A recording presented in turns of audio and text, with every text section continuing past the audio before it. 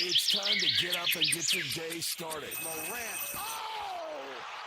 A jawbreaker! It's Sports 56 Mornings with Greg Gaston and Eli Savoy on Sports 56 and 98.5 FM. The first hour of Sports 56 Mornings is brought to you by the Big Green Egg. Now, here are your hosts, Greg and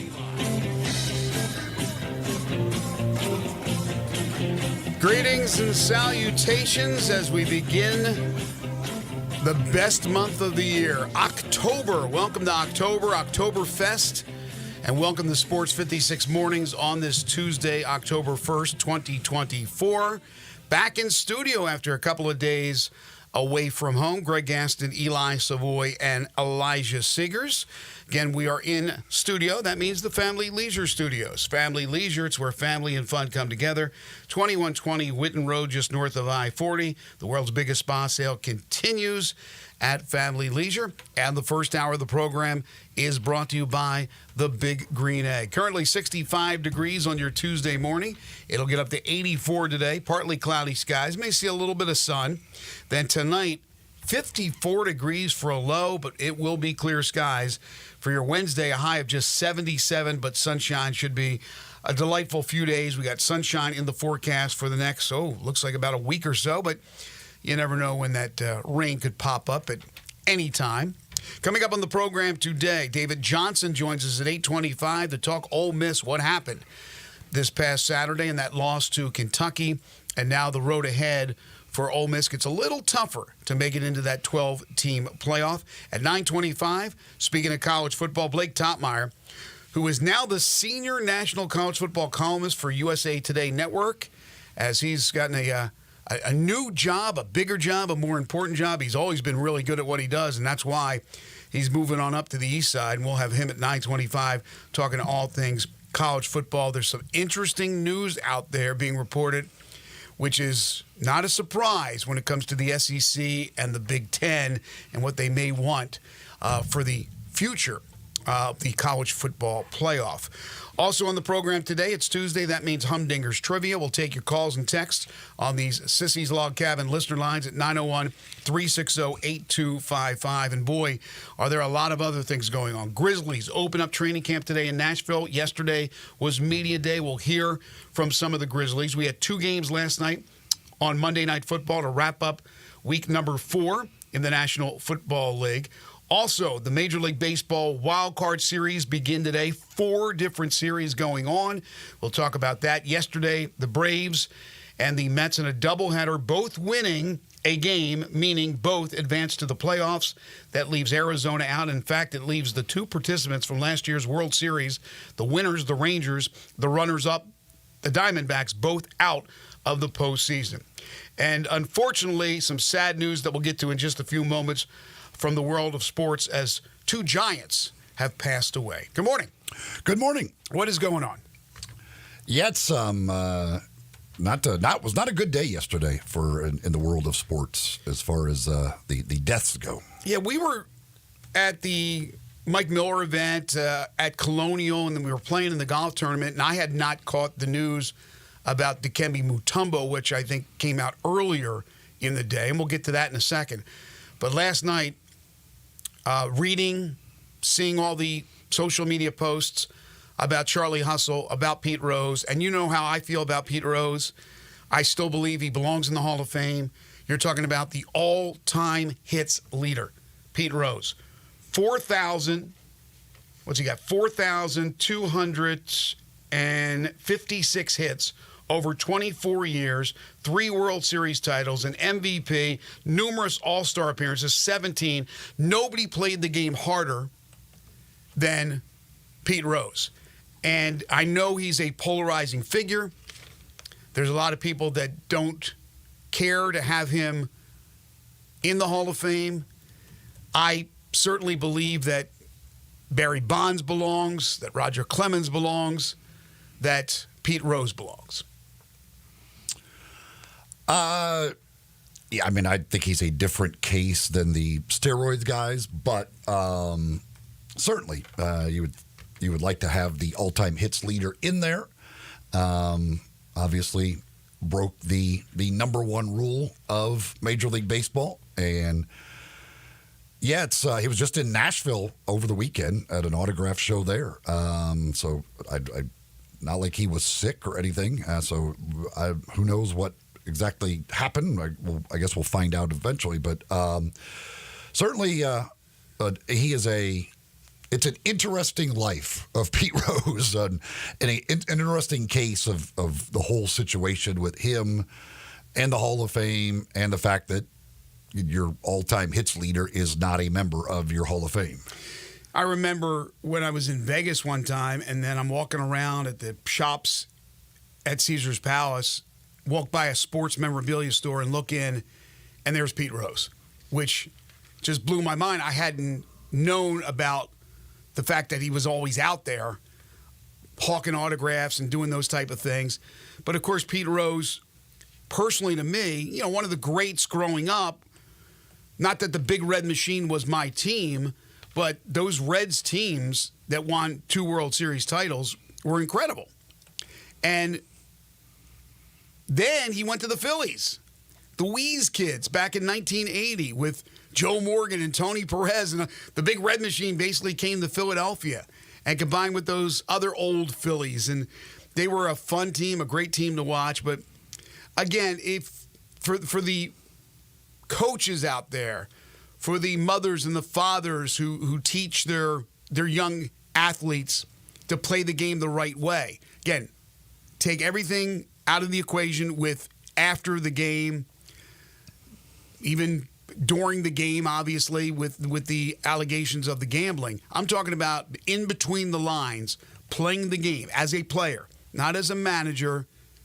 Pete Rose played as hard as anybody ever played the game. Just ask, well, he can't, he's passed away, but the late Ray Fosse, who got his jaw broken in an all-star game. Ask guys like Bud Harrelson and others who he got into fights with. It was do or die every at-bat, every ground ball he fielded. And, of course, he ended up moving into the outfield. He played a lot of different positions.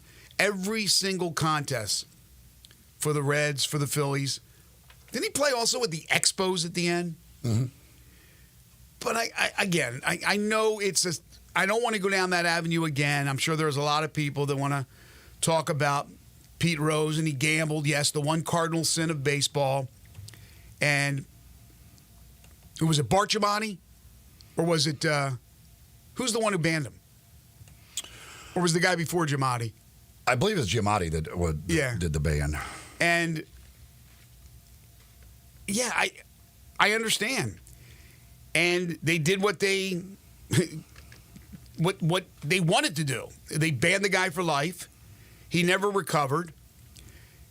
If he ever gets into the Hall of Fame, will never get to see that or be a part of that, obviously, with him passing away. There are people now that believe that because he's now dead, that it should open up things for him to go to Cooperstown, but that's not the case. That's not necessarily the situation. But I think people will be a little bit more understanding of it. I don't know how it would happen, but I still believe and I hope that it will one day happen. Because it is ridiculous when you look at Cooperstown, it's incomplete. Yes, there was the steroid era. I do understand that.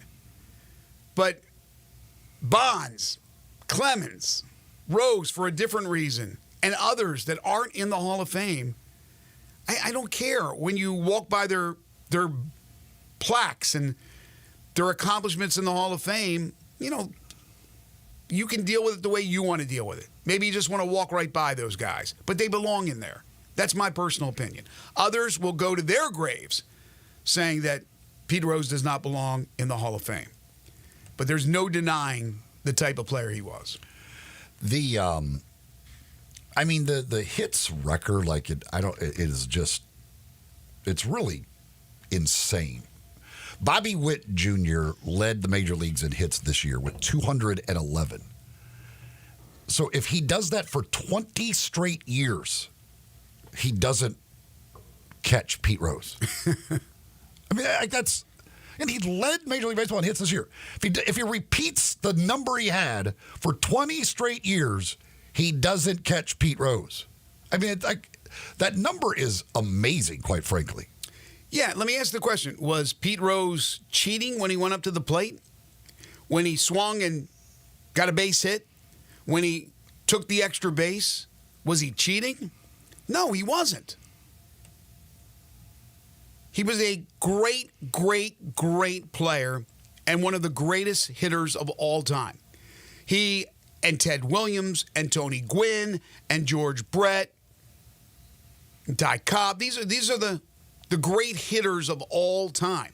And sustaining that year after year after year, which is what you just alluded to. And yet, the guy had his demons. The guy had his issues. We look at drugs, right, as a problem. Alcohol is a problem. Gambling's a problem, too. And he had a problem. But he's the one that's shunned. He's the one that wears the scarlet letter. And now, unfortunately, we'll never know. Maybe one day, posthumously, Pete Rose will go in. But that was really, really sad news. And like you said, he was in Nashville. He had been working in the autograph shows, making the rounds. We don't, or at least it wasn't reported yesterday what he passed from. I don't know if he was sick or not. And he's keeping it a secret. Or it was just a heart attack or something. But, I mean, I'm sure we'll find out in due time. Yeah, they did not release any cause. They said there was no foul play expected, but they will have to do the autopsy, I guess, to figure out what it was that he died from. He hit over 300 in a 14 out of 15 years in the stretch in the middle of his career. That's pretty good. I mean, 14 out of 15 seasons over 300. Just crazy stuff that he did. So Pete Rose was certainly the news that I don't want to say shocked. He's 83 years old, but I guess any time that you don't hear about somebody being sick, you don't expect it. It's still kind of a jolt to the system. Dikembe Mutombo, who was one of the great defensive players of all time in NBA history, in fact, second all time in blocks. We remember the finger wagging, right? He was 20th all time in rebounds, 8 All-Star games, 18 seasons, and Dikembe Mutombo died yesterday from brain cancer. So he was battling an illness, although I had no idea. And he passes away at 58. That's 25 years younger than Pete Rose. That's still a young man, in my opinion. Dikembe Mutombo, again, one of the great defensive players of all time. His battles with Michael Jordan, historic. The kind of the squawking back and forth. He was not afraid to speak his mind. We remember the championship with the ball in his hand on the ground. Just a bad day yesterday. Yeah, I did not. I did not know that he had brain cancer. Right after we got off the air yesterday, somebody told me that he had passed away, and I was like, for what? And they said brain cancer, and I was like, I had no idea that was a thing. I also did not realize how close Jaren Jackson Jr. was with him. Interesting to see the comments of Jaren. I mean, that would have to be tough for Jaren to find that out right before he goes and meets the media for media day. Didn't he say his father was a roommate? Yeah, his father at Georgetown. His dad was roommates with Dikembe. So I did not know that they had that relationship. But yeah, that had to be a really tough thing for Jaren. Like, hey, you're getting ready to go meet the media. Oh, by the way, right, Dikembe Mutombo just passed away. Like that. So, but yeah, it was that one came as a surprise to me. I did not know that he had that. Yeah, one of those great players that came from Africa when the schools, the universities, the colleges were dipping into the foreign players. And, of course, Georgetown had the great run with legendary coach John Thompson when they had Patrick Ewing and Dikembe Mutombo, Alonzo Mourning, just a string of incredible centers. When you thought about back in the 80s and 90s, I guess, but mostly 80s, the great centers, they came from Georgetown. They just had a run of great big men, and Dikembe Mutombo was one of them. So, again, I hate to start to show off with solemn news, but certainly it was shocking news to many people in the world of sports with the passing of Pete Rose and Dikembe Mutombo. Drew texted in on the Sissy's Log Cabin listener line and says, yes, his death should effectively end the lifetime ban, put him in the hole. I don't know what Major League Baseball will do now. Who knows if they will do something. I have no idea. Steve says Pete knew the price. If he got caught, he did it anyway. He was fantastic, but he took the chance and got caught. Enough said. Yeah, and like I said, it's going to be polarizing, and it always has been a polarizing topic. Two texts. One says basically put him in. The lifetime ban should be over. Another one says no, he knew what he was doing. The ban should continue.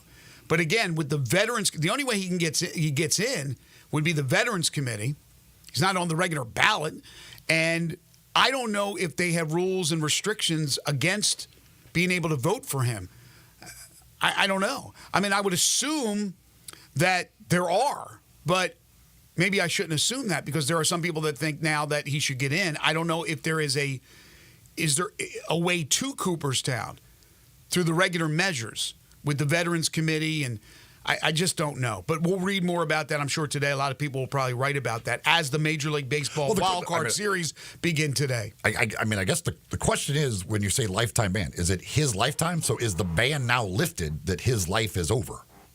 Or is lifetime as in forever, no matter whether his life continues or not? Well, they should have threw the word in perpetuity. Because, yeah, technically, lifetime ban, life. He no longer has life. He's passed. So, I mean, again, if for the Veterans Committee or whatever, I'm sure the commission, whatever, but like the ban has to be lifted for him to be able to go into the hall in any way. Yeah, and that again is a topic of contrast. People think that no, it goes on forever, and others feel that, like our texter, that because he has passed away, a lifetime ban is no longer issued, no longer warranted, no longer a part of the equation because, again, he no longer has life. I mean, if we want to get technical about it, but I think probably what the original penalty was Pete Rose is never, ever, ever, ever, ever getting into Cooperstown. But things can change. And I just hope before I pass along one day that I get to see that. Obviously, he won't be there to enjoy that, but I just think that it's going to happen. I think it's going to happen, but it may be a long time before it does. It is one of for a sport that is so big into numbers and statistics and everything else means so much in the world of baseball. It is a bizarre thing that the all-time hits leader and the all-time home run leader are not in the Hall of Fame. That is a weird thing. Who's the all-time strikeout leader? Is it Clemens? No, Nolan Ryan. Nolan Ryan still? Okay. I was thinking that maybe he's that as well. Yeah, I mean, you're talking about some of the greatest players to ever play. I mean, Clemens that are banned. Clemens is up there on numerous lists as far as statistics go, as far as the pitchers are concerned. And I'm sure leads in some very important categories. But I mean, again, you're talking about your all-time hits leader, all-time home run leader. No, they're not here. They're not in. It is a bizarre thing. Well, the Pete Rose death certainly overshadowed what happened in baseball yesterday, as we had a Monday finish to the regular season because the Mets and the Braves had to make up a doubleheader, and that's what they did in Atlanta, and that was pretty wild in of itself. The Mets rallying only to lose a lead, to get it back. Francisco Lindor with a 2-run home run in the 9th inning to propel the Mets to a Game 1 win over the Braves, 8-7, in a wild one, to secure their spot in the postseason. And remember where the Mets started this year. They were dreadful. So in Game 2, the Braves now have to come back and win to get to the postseason and to stop Arizona from advancing. They needed to win. That's all they had to do. The Mets, of course, could rest some players. The problem was Chris Sale, to close it out, unable to go. And now it looks like Chris Sale, with some back issues, may not be able to pitch at all in at least the wild card series. We'll see if the Braves advance. But the Braves still were able to get a win as 6 pitchers combined for a 3-hitter. They stymied the Mets. They won 3-0, and the Braves win. So, again, a wild Monday doubleheader finish in baseball certainly did not get the publicity that it probably would have gotten normally if it were not for the incredible news of Pete Rose's passing. So now you turn around and boom, there's 4 series that begin today. The wild card round, best 2 of 3. That means the Braves, who turn around and fly to San Diego to play the Padres, and the Mets, who turn around and go right back to Milwaukee, where they just were, to play the Brewers. The first game of the day, 1:30, Tigers-Astros. Tigers, what a great story. The Astros, of course, have been there and done that many times now over the last decade. The Royals, who had a great year, at the Orioles, who struggled down the stretch. That's a 3 o'clock start. By the way, the Tigers-Astros on ABC. Royals and Orioles on ESPN2. Then at 4:30 on ESPN, it's the Mets and the Brewers from Milwaukee. And then the Braves and the Padres are your night game at 7:30. That's also on ESPN from San Diego. Again, best 2 of 3. Should be a lot of fun. Yeah, that Game 1 yesterday of that doubleheader that was crazy. The bullpens were just complete train wrecks at the end of that game for both teams, but especially the Braves bullpen giving up the 6 runs in the 8th. Then you come back and get the lead only to give up the home run in the 9th. Then, it didn't look good for the Braves there when you lose Game 1, and then you're like, okay, now we don't have Chris Sale for Game 2 either. But give them credit. And again, it didn't matter. Game 2 didn't matter for the Mets, other than I guess that they really just wanted to keep the Braves out of the postseason, winning Game 2. But give the Braves credit rather for coming back with everything. But that's kind of been their year. Why not have some injury that affects your last game with a chance to make the playoffs when you've been playing without Acuna and you've had Spencer Strider out for basically the entire season and Albies missed time.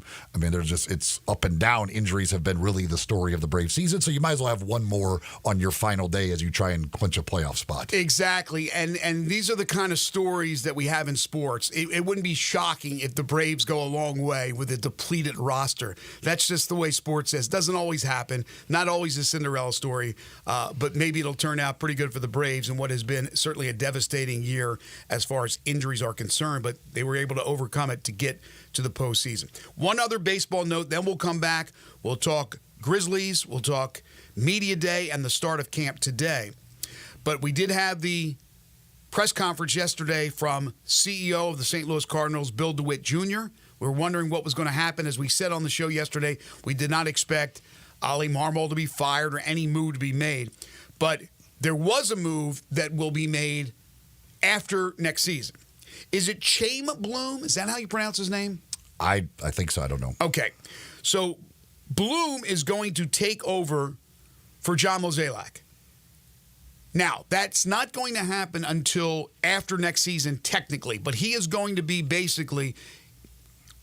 He's under contract now. He'll be under contract next season. Mo will still be running the show, but with consultation from Bloom, and then the baton is handed off to Bloom full-time going into the following season. I think he signed a 6-year contract, if I'm not mistaken. Yeah, he was already with them as a consultant or whatever. Right. But translation is he's running the show. Yeah, Mo's there because, as I said yesterday, he had 1 year left on his contract. Yeah, Bloom is running things, and Mozeliak's working for him for next season. Yeah, well, we'll see. Mo is a proud man who's had a lot of success. It just the last couple of years, it was certainly down. Again, I believe I'm right that he has the 1 year left on the deal. So Bill DeWitt's certainly going to honor that. He didn't want to, I guess, rock the boat too much. I don't know if this appeases Cardinals fans, but they'll have a new guy running the show. But Ollie Marmol will be back in 2025 to manage the St. Louis Cardinals. Some other texts here on Pete Rose. Raider Corey says you can't put him now because he's passed on. The old give him his flowers now because he's gone. That's ridiculous. I was neutral, didn't care either way, but no way it changes now. It's ridiculous. Well, not for his family. His family want him in, and so you're honoring his family. I mean, again, if you believe that the ban is now over because he's passed away, or you have a change of heart, whatever the deal is, it's not just because he's dead, so you say no to it. The family, his friends, his former teammates that are still alive, they want to see it in their lifetime. Another texter says, I think it would be insulting if he got in after he's dead. If they wouldn't let him in while alive, he shouldn't get in now. I think he should have been in years ago. Well, so do I, but there are a lot of athletes that go in posthumously. So it's not insulting. Again, the family want to see that happen. I say make it happen. Again, that's just my opinion. Matt Texan says, isn't it a lifetime ban by definition? His lifetime is now over, so why would... Again, I don't know when they say lifetime ban, I don't know if they're talking about literally like Pete Rose lifetime or like the lifetime of the Hall of Fame. I don't know. I don't know how that is defined. The lifetime of mankind. I don't know how that is defined when they say a lifetime ban. I don't know if it literally means that, yes, once he is dead, that ban is over, or if it means for literally the life of the Hall of Fame. Like he's banned from the Hall of Fame for the life of the Hall of Fame. I don't know. I have no idea. Never really thought about it, quite honestly, how that would be defined when you say a lifetime ban for somebody. Yeah, I don't know, though. Again, just my opinion. You've heard so far from folks with their texts the differing opinions about Pete Rose. He is one of the most polarizing sports figures in the history of sports. Another one says he should definitely be in the Hall of Fame. We all make mistakes and should be forgiven. Whoever says that he shouldn't be in the Hall of Fame now because of his mistakes needs to take a look at themselves and see how many times they've been forgiven for the mess that they have done. Again, I mean, people get, again, but it was the number one rule of baseball. He knew it. He broke it. He knew what came with that. I don't care one way or another. I don't care if he's in, not in. I've never really cared one way or another. I mean, I think he's a completely different thing from the steroids guys who I do believe should be in. But that's the thing. Like, yes, you could be forgiven for stuff, but like he knew the penalty for doing what he did, and he did it. Yeah, I understand. And then lied about it for years, too. It wouldn't even admit it. So, I don't know. Again, if they want to put him in, I'm fine with it. I'm fine with him not being in the Hall of Fame. Lawn Solutions is a locally owned weed control fertilization company that serves the greater Memphis area. And as we make the change from summer to fall and then eventually fall to winter, you think, you don't have to worry about the grass. Well, you do. And Lawn Solutions will take care of your grass throughout the lifetime, right throughout the year, and make sure that when spring is sprung, you won't see any weeds. They can take care of any disease your lawn has or any insect infestation. They're taking care of your lawn all year long. So you get that beautiful lawn when spring is sprung, and then in the summer, be the envy of your neighborhood. What they do is they apply pre-emergence during the winter months and these post-emergence during the summer months that control the germination of weeds. They can take care of grub worms and moles and, again, any disease that your lawn has. Lawn Solutions also follows up with a short email to you after each visit. If you have concerns or questions, you simply hit a tab. It takes you right to the owner's email. That's Brandon Holly. He'll take care of it personally. It doesn't get any easier than that. He wants transparency for his customers. That's what you get with Lawn Solutions. So call or text Lawn Solutions. Tell them you heard it here on Sports 56 Mornings and sign up for their services at 901-867-5626 or go online to LawnSolutionsInc.net.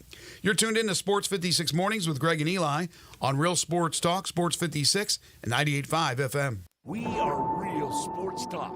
Sports 56 WHBQ. Available on your radio dial at 560 AM and 98.5 FM, as well as around the world online at sports56whbq.com. Take us with you everywhere by downloading the Sports 56 app. And at home, just say, Alexa, play Sports 56. Wherever you are, stay tuned in to real sports talk. Sports 56 and 98.5 FM.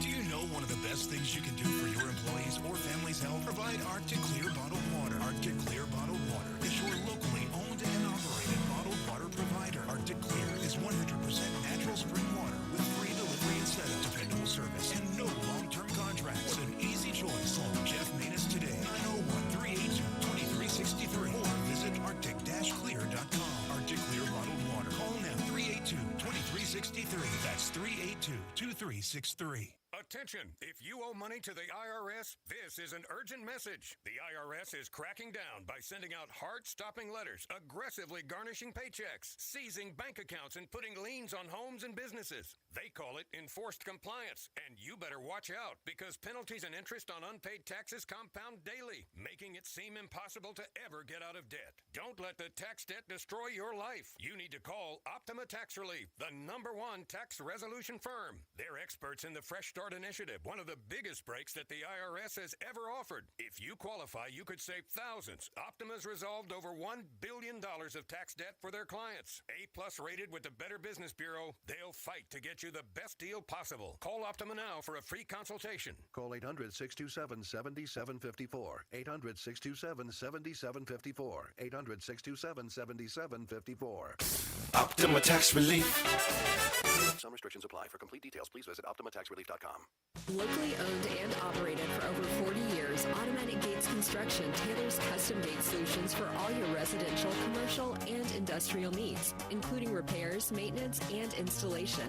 Automatic Gates Construction specializes in designing and installing automatic gates and fencing that seamlessly blends security, functionality, and aesthetic appeal. Elevate the safety and efficiency of your property with a premium gate solution. Automatic Gates Construction at myautomaticgates.com. Sports 56 traffic. Good morning. It's loading up pretty good right now. Coming in from Collierville on 385 Billmores Parkway, working your way up past Riverdale as it gets a little bit crowded now. I-40, especially coming eastbound across the Hernando de Soto Bridge here up by Danny Thomas, still holding up right now up through South Haven on 55 northbound, coming up from the south. Weimer's Jewelry, 7525 Highway 64 is your full-service family-owned jewelry store here in Memphis. I'm Commander Chuck with your on-time traffic.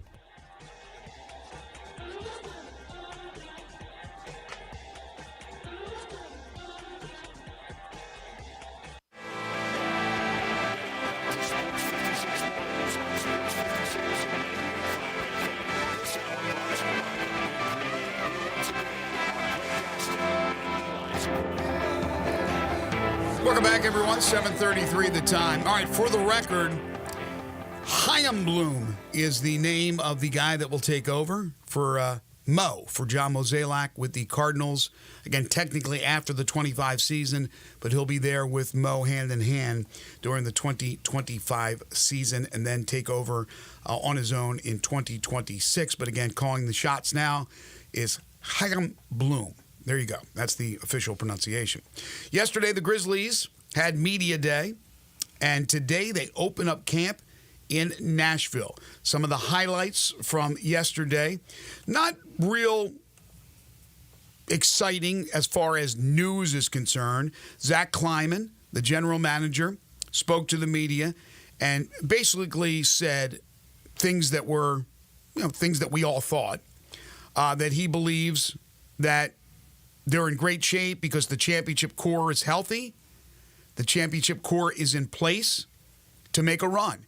He feels that why can't we be the best, or at least certainly one of the best teams in the Western Conference? We have all the pieces. He talked about having a financial plan to help the team going into the year, and we know where they stand financially. They're under the tax with 2 open spots on their roster. He did confirm again that G.G. Jackson and Vince Williams both injured, will miss the start of the season. Also said rookie Cam Spencer, who's on a two-way from UConn, he's dealing with an ankle injury as camp opens up. He said about the roster, now I was a little confused about this, Eli. Maybe you can clarify it for me. He said about the roster, which right now contains 13 standard contracts. He expects to have someone in the 14th spot before the start of the season, but says, don't hold me to that. I thought they had to have 14 at the start of the season. Yeah, I don't know. I think there's a certain amount of time. I don't think it's like absolutely start of the season. I think there is a little window you can have 13 possibly, but I don't know what that exactly is. Yeah, I would imagine that if he said it, it's accurate. He knows a lot more than all of us, so I'm sure that's the case. But I always thought it was you had to have 14 to start the season. So he says they'll probably do it, but don't hold me to it. But again, very confident. Not a surprise. Loves the team. Knock on wood. Stay healthy. They've already had 2 injuries before the season even starts, and hopefully that trend will not continue. Yeah, and it's obviously a little different feeling this year because last year at this point, not only did you not know the injuries were coming, but you did know that you were not going to have Ja Morant for the first 25 games, so it was a little bit of a different situation. At least with this year, you're going in with the core guys all healthy, so you feel like, as he said, that they've got one of the best 3-man core groups with Ja, Jaren, and Desmond Bane in the NBA, and it's about putting the right guys around them. And we get to see this year with Marcus Smart around them and others if they have put together the right formula around those 3. No, there's no question about it. I mean, we never really got a sample size last year of how it's going to work with Marcus Smart, Ja Morant, Des Bane all playing together. I mean, it was so few and far between those minutes with all the injuries that they had. And now you throw in the new big and Zach Edey. By the way, I got to admit, I was a little sad to see the video of Steven Adams yesterday. And, we know Dylan Brooks, of course, a former Grizzly, but Steven Adams, if he's healthy, he's going to help out that Rockets team. But, again, Zach Edey can make us forget very quickly about Steven Adams if he can be that kind of player and even more. And that's what they're hoping. So those dynamics of Edey, who's brand new, of the core players with Marcus Smart, who haven't played together, we'll see before too long, once they start playing games, how the dynamic works. We don't know. We think it will, but we don't know. All right. A lot of interviews yesterday. Want to hear from some of the players and head coach Taylor Jenkins. And so let me bring on our new producer, Elijah Seegers. All right, Elijah, let's start with Jenkins, Coach Jenkins. What do you have for us here? Yeah, so yesterday Taylor Jenkins kind of talked about the state of the team, how confident he is heading into the season, and y'all take a listen. Yeah, I mean, I definitely think our guys are very motivated, and but I'm going to be honest and say I'm going to keep pushing them to be even more motivated. Talk is cheap. We got to go out there and we got to do it. Tomorrow's going to be our first time to actually go out and prove it. But I've got a lot of faith that through the conversations I've had, through the I don't know why it's going in and out, but yeah, I mean, again, it's the same point that Zach Kleiman was making. We have a lot of confidence in these guys. Unfortunately, last year it imploded, not by anybody's fault. It was an injury-plagued year, and this year, if we're healthy, we expect to compete at the top of the level, at the top of the conference. And I mean, they should feel that way. They've proven that that's where they are when with this group. Obviously with this core at least before. So they should feel very confident going in that if we are healthy, we're one of the best teams in the Western Conference. Well, as you mentioned, last year with Ja Morant, the 25-game suspension, so already behind the 8 ball, and then he gets hurt. He is on a mission this year to have a huge year. He thinks, look, people are sleeping on the Grizzlies. They're forgetting about him. What do you got, Ja? What do you got him saying? Pretty much that? Yeah, he's echoed those sentiments yesterday heading into the season. Let's hear what he has to say. I honestly feel like this is, one of the best rosters, we had, on paper depth-wise, and, now being able to, see the guys, go out and, when we playing and stuff, gives me, even more confidence. I feel like we're pretty much loaded in every position, and it's going to be interesting to see, how it all pans out. Is there pressure on him? Pressure on him for what? I mean, to lead this team to high levels, to perform, to get back to his ability to perform and star in this league. I mean, he went from a darling to, unfortunately, an outcast because of what happened off the court. And now he's trying to gain back those fans. He's lost some fans, but he's gained certainly some back with some of these videos and what he's doing in the offseason and working hard and going out in the public and going to schools and things of that nature, trying to win back support. There are a lot of people that certainly jumped off the job bandwagon for the things that happened. I mean, the pressure is just to not do anything stupid again, but I don't think fans care. Really? I mean, you saw the reaction when he returned last year. Like it was standing over. People are still very much on the job bandwagon. Yeah, well, they're the Grizzlies fans. They're the diehards. I'm telling you that people will get out of a relationship pretty quickly with an athlete that they love when something like that happens. When you do boneheaded things like he did and repeat and kind of spit in the face of the league. Well, hopefully that's in the rearview mirror. But I still believe that you're trying to win back a lot of fans. Your core fans are going to always be there. I think he's on a mission this year. All right, what do we got next? So Desmond Bain kind of talks about how last year was, a humbling experience and how they can use that experience to head into this year to kind of heap their heads on their shoulders. So let's hear what he has to say. I mean, I think that we're built to compete for it this year and years beyond. I love our team. I love where we're at. And, 100%. All right, so we're built for years beyond. I don't care about years beyond. Right now, if you're a Grizzlies fan, you care about now. I always get tired of the whole, that window's wide open talk because that window starts to close and get tighter and tighter. So, yeah, this year. Right now, are they ready to compete this year? And that's a team, the Grizzlies, when you look around at the prognosticators, where it varies from, the Grizzlies could be number 2 in the West. They could be number 4 in the West, or they could be number 12 in the West. There's nothing that's really a consensus. Grizzlies are right there. They're going to be definitely top 4. It's varying opinions. And that normally happens with most teams, but some certainly not. I mean, who those top teams are going to be. You expect them to be at least in the West. With the Grizzlies, because of what happened last year, and unfortunately with a lot of injuries, it's one of those wait-and-see attitudes from a lot of people out there who make these kind of picks and prognostications for the season. And then finally, who do we have now?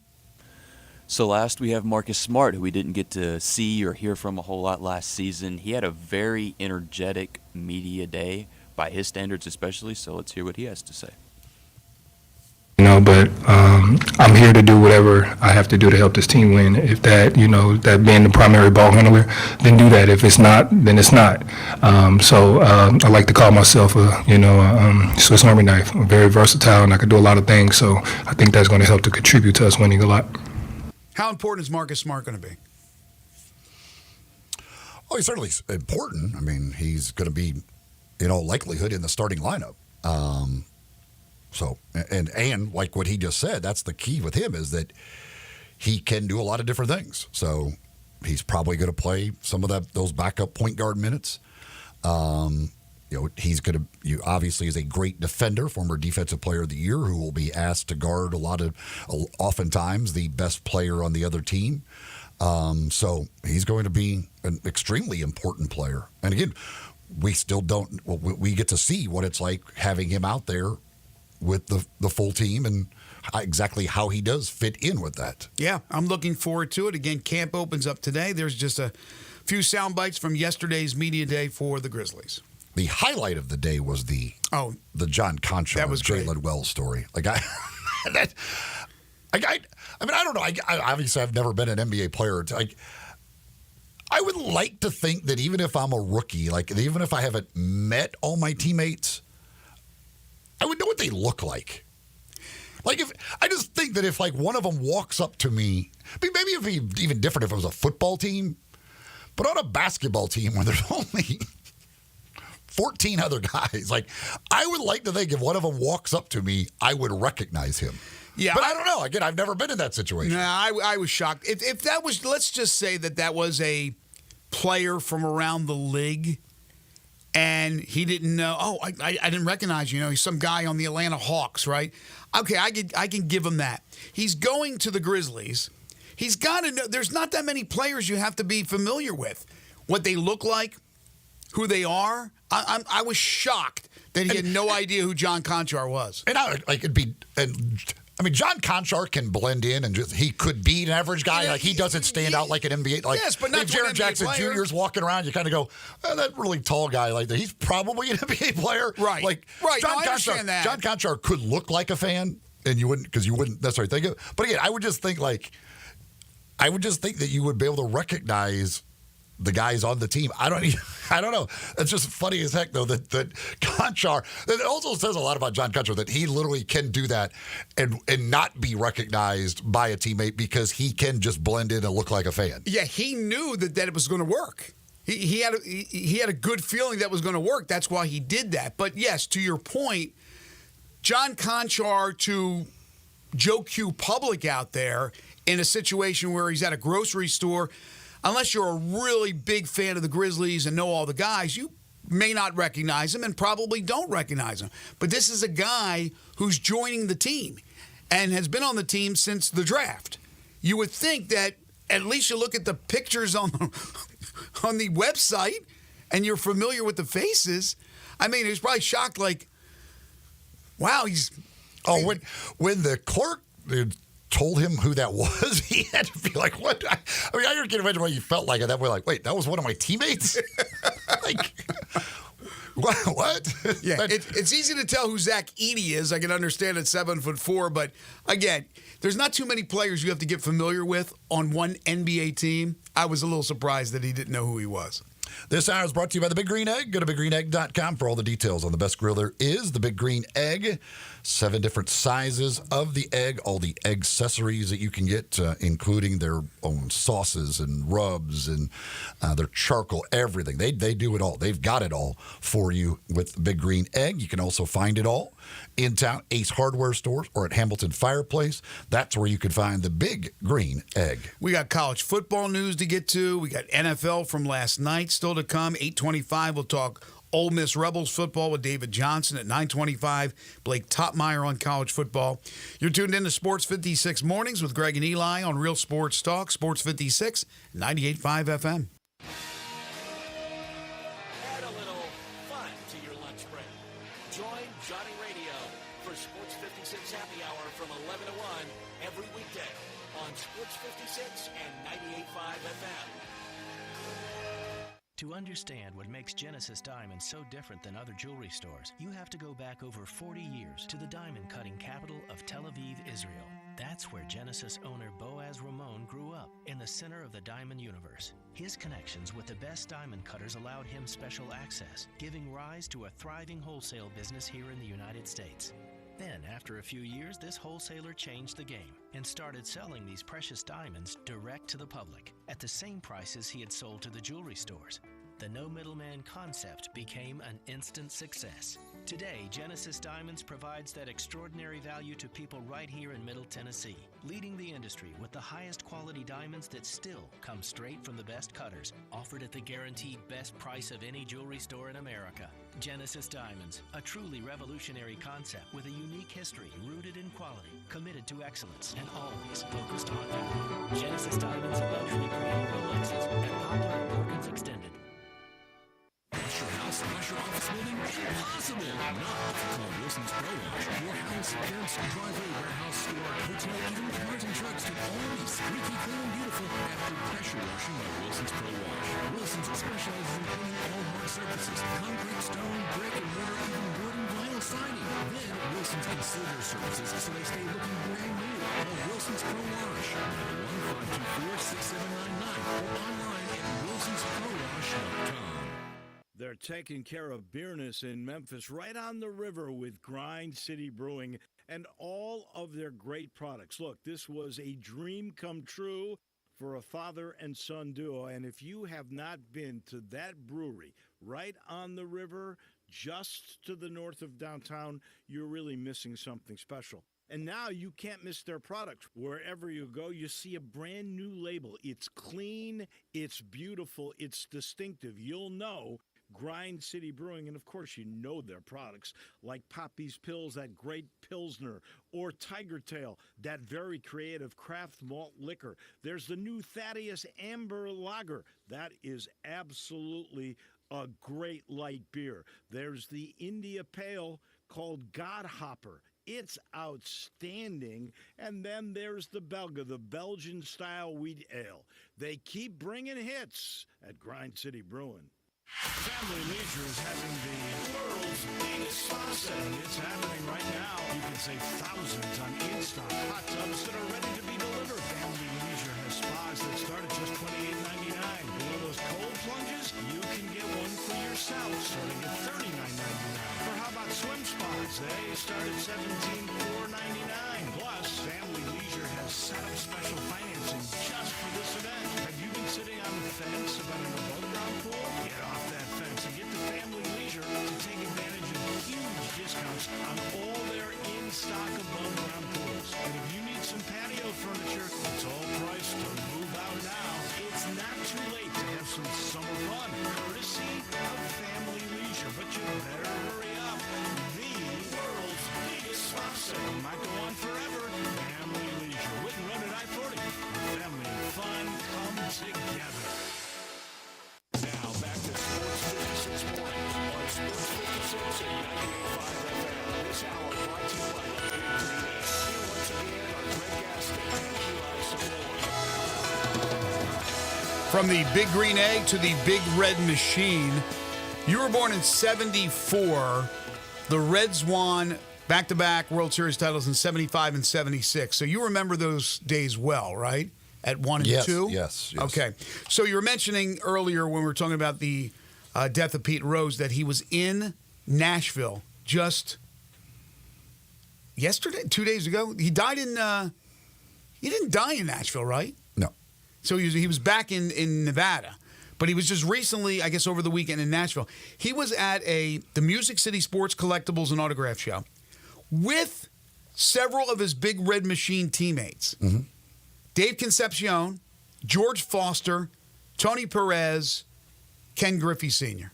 So that's pretty cool that he was with all these guys, probably chucking it up, and then, unfortunately, passes away, which, again, we don't know from what. The Big Red Machine, one of the great offenses of all time.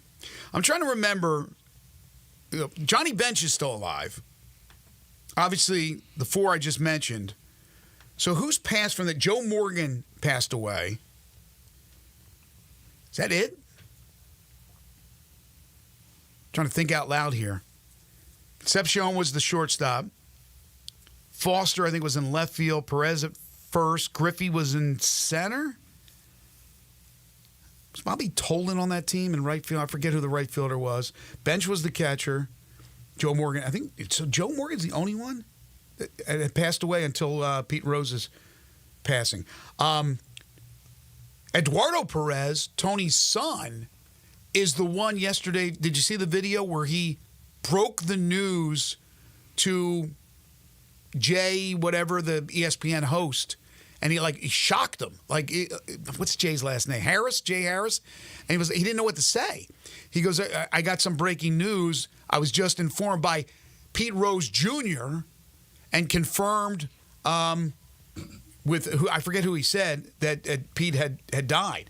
But Yeah, Ken Griffey Sr., who I thought had passed away. Tony Perez, what a couple of years that was for those Cincinnati Reds Big Red Machine teams. And then, of course, he goes on to the Phillies with the Wheeze Kids, and they win the World Series in 1980. With all the baseball talk, I'm shocked that you haven't brought up the news that I would have thought would have made you the happiest in the world. What? They're going back to the regular uniforms for the All-Star game. I didn't hear that. Yes. Nothing like it. It was so stupid to go to these newfangled uniforms when it looks so great when you're there in your own team's uniform, lined up down the first base line and the third base line during introductions. Nothing like it, especially when you're a team that's having a great year and there's like 6 or 7 of you. That's really cool. All right, that's good news. Good news. All right, Monday Night Football last night. A thriller in Miami between the Titans and the Dolphins. Just kidding. Titans, though, get a win, 31-12 over the Dolphins. 5 field goals by Nick Folk. Tony Pollard, the former Memphis Tiger, went for 88 yards and a touchdown on 22 carries. Will Levis throws the early interception, then leaves the game with a shoulder injury, replaced by journeyman Mason Rudolph.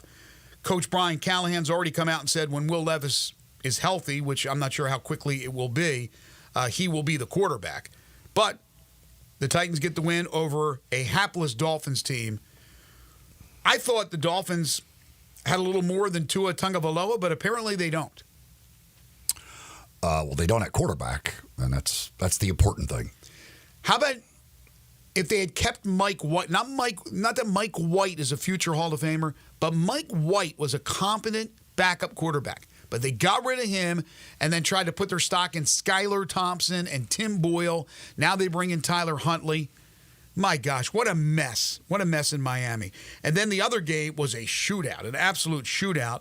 The Lions over the Seahawks, 42-29. Jared Goff, perfect. 18 of 18 to set a record, 292 yards, 2 touchdowns. He also caught a touchdown. What a game for Jared Goff, but what a game for the Lions offense. Defensively, not so good, but the offense was clicking. Touchdowns seemingly every drive. And Dan Campbell didn't even give him the game ball. Yes, I read about that. I mean, I don't know what the guy's got to do. He gave one to Jamison Williams. And you're perfect and throw for 2 touchdowns, and then also have a receiving touchdown, and that's not even worthy of the game ball. Now, Dan Campbell did say he didn't realize he had the perfect completion percentage, but even without that, you knew he was really darn good. Like, I can't believe that's not worthy of the game ball. No, you're right. I'm sure they'll get him something. In a losing effort, Kenneth Walker back in the lineup for Seattle, the local product, 3 touchdown runs. So as our friend Matt Infield from Action News 5 said, if you went with the parlay of the 2 Memphis kids, Tony Pollard and Kenneth Walker, with touchdowns, you're a winner. Unfortunately, I did not. But great game for Kenneth Walker in a losing effort. So now, with the Titans winning, the Bengals winning over the weekend, there is one winless team, the Jacksonville Jaguars, who should have beaten the Texans but did not. They are 0-4, and there are 2 unbeaten teams. The Minnesota Vikings and the Kansas City Chiefs, both at 4-0. That's all that's left as far as winless and undefeated teams through the first 4 weeks of the year. The Dolphins have not led for 1 second. My gosh. The only lead they had was on the walk-off field goal in week 1. So they have not actually led for a second yet this year. Wow. And it ain't going to happen anytime soon, it doesn't look like, with that quarterback situation. If you want an engagement ring that she's going to be super proud to wear, the place you need to go is Genesis Diamonds. They've got all the world-class designers, all the latest, newest, hottest stuff from those designers. Plus, they've got all the great selection of diamonds as well for those rings. And they've got something for every budget out there. They've got complete ready-to-wear designer rings as low as $1,900. You've got amazing prices, amazing selection, and they've got a great staff of people to help you pick out that perfect ring, whether you're looking for whatever designer it is, but also whether you want natural diamonds or maybe lab-grown diamonds. And they can certainly explain the difference between those and why, what affects pricing and all of those things. Their staff will help you pick out the perfect ring for you and for her. And you'll get the great deal to get great value on your purchase at Genesis Diamonds. Check them out, Poplar and Perkins Extended. When we come back, we open up hour 2 with Humdinger's Trivia, and then we'll get into some college football news, including changes that could be coming when the next college football playoff deal is done. Remember, only one more year left after this year on that current contract. Changes are coming, and they could be pretty interesting. We'll talk about that after Humdinger's Trivia. This is Sports 56 Mornings with Greg and Eli on Real Sports Talk, Sports 56 and 98.5 FM.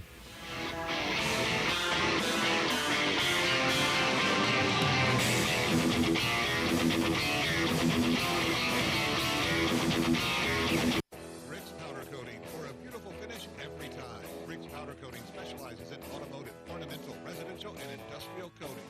With 2 conveyor lines and the largest batch ovens in the Mid-South, Rick's can accommodate all of your powder coating needs. Locally owned and operated since 2002, Rick's Powder Coating will customize a beautiful finish just for you. Drop by or call to see how Rick's Powder Coating can bring color to your life. 901-367-2771 or rickspowdercoating.com. October Cybersecurity Awareness Month, nearly 1 in 4 customers have been a victim of identity theft, and LifeLock is here with a tip to help prevent you from being one of them. Using the same simple password across multiple accounts also makes it easier for identity thieves to gain access to your personal info. Updating your passwords to be more complex and unique across all your devices is one way to help protect yourself. But for comprehensive identity theft protection from cyber criminals and real peace of mind, get LifeLock. They monitor hundreds of millions of data points per second and detect and alert you to a wide range of threats. If your identity is stolen, LifeLock has U.S.-based restoration specialists in your corner to fix the issues that arise, guaranteed your money back. Plus, plans include the LifeLock $1 Million Protection Package with up to $3 million in coverage and the most comprehensive plan out there. Start protecting your identity today with a 30-day free trial at LifeLock.com. The promo code, as always, is HERD, H-E-R-D. Terms apply. Don't do it. Don't do what? Don't do another Halloween spot for Central Barbecue. But it's October. Doing a Halloween spot for Central Barbecue is a tradition. But it doesn't make it a good thing. Nothing else happens in October. Baseball? Not if you're a Cardinals fan. What else you got? National Candy Corn Day. No Central Barbecue connection. Fair point. How about Make a Difference Day? That's to encourage people to do something constructive for the world. And going to Central Barbecue isn't? I'm telling you, it's got to be Halloween. There's no other choice, I guess. Hey, Zeke. Yeah? This year, give the kiddies ribs on Halloween. They love that. Seriously, next year, something new. Every once in a while, a new concept comes on the scene and really upsets the old school apple carts. Well, that's exactly what Genesis Diamonds has done here in Memphis. Hey, it's Eric Hasseltine, and Genesis Diamonds is a fresh, exciting, revolutionary kind of jewelry store that has forever changed the jewelry landscape here in Memphis. Fall is just around the corner. What better time to make that big purchase than right now at Genesis Diamonds? With up to 30 times what you find at other stores in selection, no middleman prices that we've never seen here before, with natural and lab-grown diamonds in all shapes and sizes, Genesis has something for everyone. Plus, free service for life on any purchase and a 120% diamond upgrade guarantee that no other store would dare to offer. Genesis has turned the old school jewelry retail model upside down with lower margins, higher volume, no tricky pricing, no pressure, and no middleman. Get to Genesis Diamonds today and get that diamond purchase taken care of. This is the value leader, and nobody can challenge them here. Check out Genesis Diamonds at Poplar and Perkins Extended. Genesis Diamonds, the official jeweler of the Tennessee Titans. Listen each and every Sunday morning at 10 a.m. and join Ottawa Presbyterian Church for worship. Ottawa is a PCUSA church located in town Memphis.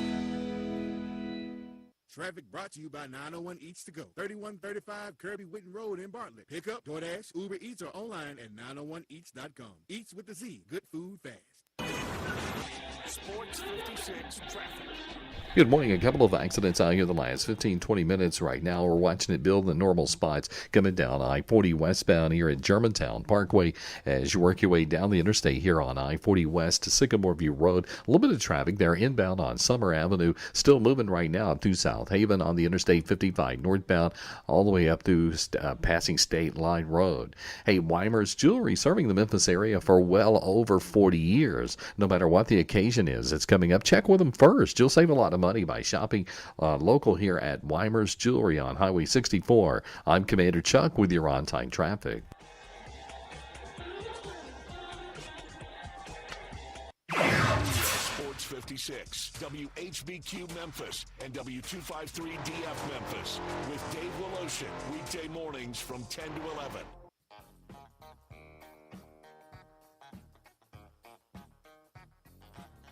Now back to Sports 56 mornings on Sports 56 and 98.5 FM. This hour is brought to you by James Gaddis Jewelers. Don't you just love it? Here once again, Greg Gaston and Eli Savoy.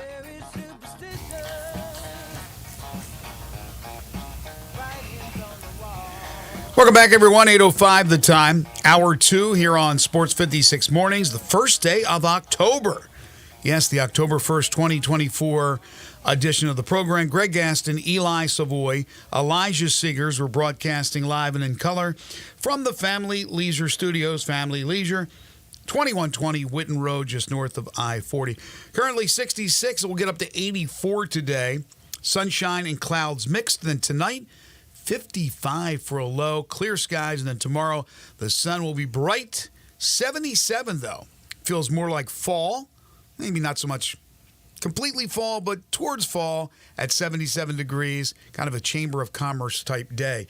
Before we get to Humdinger's trivia, our buddy Jarvis Greer texted me. He said, you get 2 weeks once the season starts to add to make sure you have 14. I thought there was a little window, but I didn't know how long it was. Yeah, you get 2. So obviously Zach Kleiman knows what he's talking about, and he said, don't hold me to it. May not have that player in that position for the start of the season, but they may very well. He also said the John Conchar story, he said it would have been an even better joke if the worker at Cordelia's, is it Miss Cordelia's, is that what it's called, did not tell him, because when Wells would have realized it may have been when he went into the locker room, because his locker, according to Jarvo, is right next to Conchar's. Could you imagine that? He didn't know until then. He turned around and goes, what? You're a player?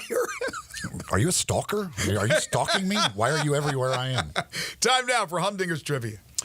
That's right. It's your opportunity to win a $25 gift certificate to Humdingers over at Poplar and Massey is where you'll find them. Of course, with it being Tuesday, that means Taco Tuesday at Humdingers with their chicken and fish tacos. Just $2 each. That's all day, each and every Tuesday that they have that great deal for you. But all the time, every day, they have great food for you, whether it be those tacos or maybe one of the grilled fish options that they've got, or any of their great appetizers, the calamari, the Humdinger shrimp. They got so many different things, great sandwiches, salads, the great sides, the toppings that you can get on those grilled fish options. They've got it all for you at Humdingers. You can go to humdingersrestaurant.com, see the entire menu, get information about catering as well. You can do that on the website. You can get it all at humdingersrestaurant.com. If you are the first to answer our trivia question correctly, well, then you will get a $25 gift certificate to Humdingers. You can answer via text, 901-360-8255. That's the number to text in, 360-8255, the Sissy's Log Cabin listener line. And here is today's question. With the Detroit Tigers making the playoffs, they were tied for the longest postseason drought in Major League Baseball. Now, who stands alone with the longest postseason drought in Major League Baseball? Which team? 360-8255, 360-8255. Which team now is all alone with the longest postseason drought in Major League Baseball? Text in those answers. First correct answer will get the $25 gift certificate to Humdingers. Happy birthday, former President Jimmy Carter. 100 today. How about that? God bless him. 100 years old. He's twice as old as I am. That guy has been called out for like on his deathbed, I think 20 different times, and somehow survives, continues. Amazing guy.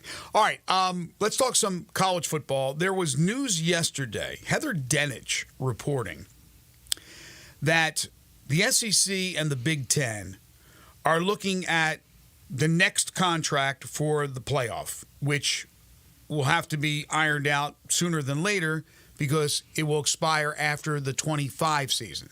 So you got this year, the first year of the 12-team playoff, and then next year. What will happen in 26? Who knows? Maybe they'll increase the amount of playoff teams. Nobody knows at this point. But Heather Dinich says that the SEC and the Big Ten are looking for a scheduling partnership with each other, and also, according to her, looking to have 4 automatic bids each for the next contract. So it's going down the avenue that a lot of people have presumed. Not so sure it'll be a complete breakaway, but the 2 power conferences dominating. If it's only 12, like it is now in the next deal, they want 8 automatic of the 12. Yeah, I mean, they're going to continue to wield their power because they have it. So they could kind of set their own terms, and the other conferences kind of have to go with a lot of the stuff they say because otherwise they could just pretty much break off and do their own thing. So they're going to continue to do it, and they may not get 8, but they're going to ensure that they get their fair share of them. Where's the brushback going to come from if it comes from anybody? Again, they really can't. Like, you got to kind of, they just have all of the power right now in college football. Those 2 conferences run college football. And because so you don't want them to break away. Yeah, they get to make their kind of, there's no doubt that we say power 4, but it is a power 2, and then there's 2 others that are above that, the other conferences, but it's a 2, and then the rest of them. Do you think they'll increase the amount of playoff teams? Harold Grader's talked about it, that that seems to be the opinion out there amongst the bowl people and everything else, is that they will increase the number and go to either 14 or 16. Now, if you're going to eventually get to 16, which I think they will, don't stop at 14 the next time. Just go right to 16. But I wonder if the thought is the same if it's 16 for the SEC and the Big Ten. Do you increase? Do you want 10 of the 16? Or are we talking 8 no matter whether it stays at 12, goes to 14, or goes to 16? It's a big difference. If you have 8 of the 12, you have 2 other so-called power conferences that would make it, and again, they're not automatic, but it's the top 4, right now it's the top 4 conferences, champions. But let's just assume that it's 8 of the 12, your Big 12 and your ACC winner, that's 10, your group of 5, which could eventually become the group of 6 representative, that's 11. That leaves 1 other spot. So those other 2, again, I'm using the air quotes, power conferences, and they are compared to, unfortunately, the group of 5 or group of 6, then they would have 1 other spot, possibly, or that lone remaining 12th spot in the playoff could go to the Big Ten, could go to the SEC, and probably would, leaving those other 2 with just 1 each. My guess would be that if they stay at 12 teams, which again, it doesn't seem that they will, they're probably going to do it, but if they were staying at 12, there's no way they could get 4 each. Now, they might get 3 each and take half the field, guaranteed. But I wouldn't think they would get 4 each in a 12-team playoff. 14 team, maybe it's 14, or maybe it's 4 each, but it still might just be 3 each. Well, it's, again, we're talking about this year where they're going to get 4 teams. Now, it's not etched in stone where they have to, where they're guaranteed 4, but they're going to get 4. I don't ever see. I'm talking about the SEC. I don't ever see a year where they don't get 4. I really do not believe you'll see a year where they get 3. And while there's going to be some cannibalism going on, and it's already started, that's obvious. I still think they get the benefit of the doubt when it comes to the selection committee. As far as the Big Ten is concerned, I'm not going to sit here and say they get 4 all the time. But if you're guaranteed 4, that's a whole different story. And again, if you're writing the rules, you have the power, you have the clout. College football playoff and the NCAA has nothing to do with that. They have no power. They have no say. You're trying to prevent a breakaway. Do you think we will eventually have the breakaway? Yes, I've said I think the just SEC, those two? The SEC and the Big Ten will end up probably with 20 teams each, and they'll be their own. They'll run their own thing, self-contained. And they're already getting more money than the other. Like, it's at some point they're going to say, like, why only take more money? Why not take all of the money? we don't need these others for anything. We can just do our thing and have all of the money rather than just the most of the money. Do you believe if that happens, there will also be a playoff for everybody else? I really don't know how it will end up working. It may and how it affects the bowl system. It may be that it just become like the SEC, the Big Ten. There is literally just the power to. Everybody else is still technically. Everybody else just becomes what the Group of 5 is now. You guys will get like a spot in our playoff that we do, and that's it. So the bulk of the FBS teams, you're talking, if you have 20 and 20, that's 40. But they're still including everybody else. That's another, 93 teams? Am I doing the math right? There's, 133 FBS schools? I can't remember if it's 133 or if it's gone up to 130. It's over. So it's over 90. So you're talking about over 90 schools will battle for one spot. And those guys will get the rest of them. See, I think we'd have a complete. If they break away, I think we're going to have a playoff, self-contained within the SEC Big Ten, and then another playoff, not counting the 1AA playoff. But I wonder what it would do to the bowl system. You're using bowl games now, obviously for playoff spots, but you're also using your home stadiums for the first round. I don't know. It is anybody's guess what the future is going to hold in college football. In the meantime, Brian Silverfield last night was at the Memphis Touchdown Club speaking.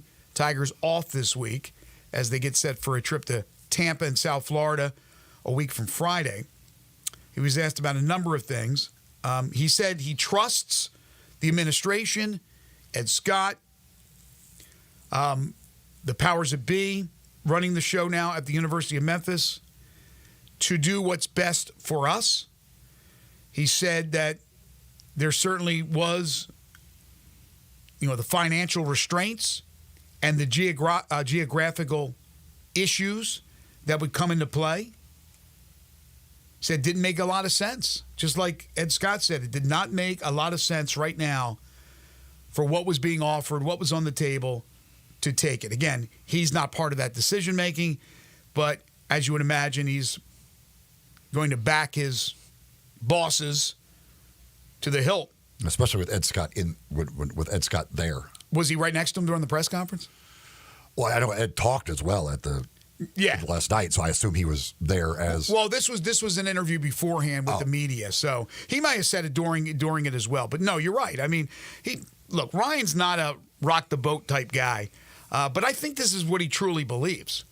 That it's just anybody that looked at it with clear vision saw that it just didn't make sense, as much as there was disappointment that people wanted something different. They wanted to change. They wanted to get out of the American. It just, at this time, didn't make sense. So Ryan Silverfield, of course, echoing those sentiments from Ed Scott, who made some interesting comments, and I thought very poignant and transparent last week. Elsewhere in college football, DJ Uiagalelei, who's been under attack for his performance or lack thereof this year with Florida State, is now dealing with a broken finger on his throwing hand.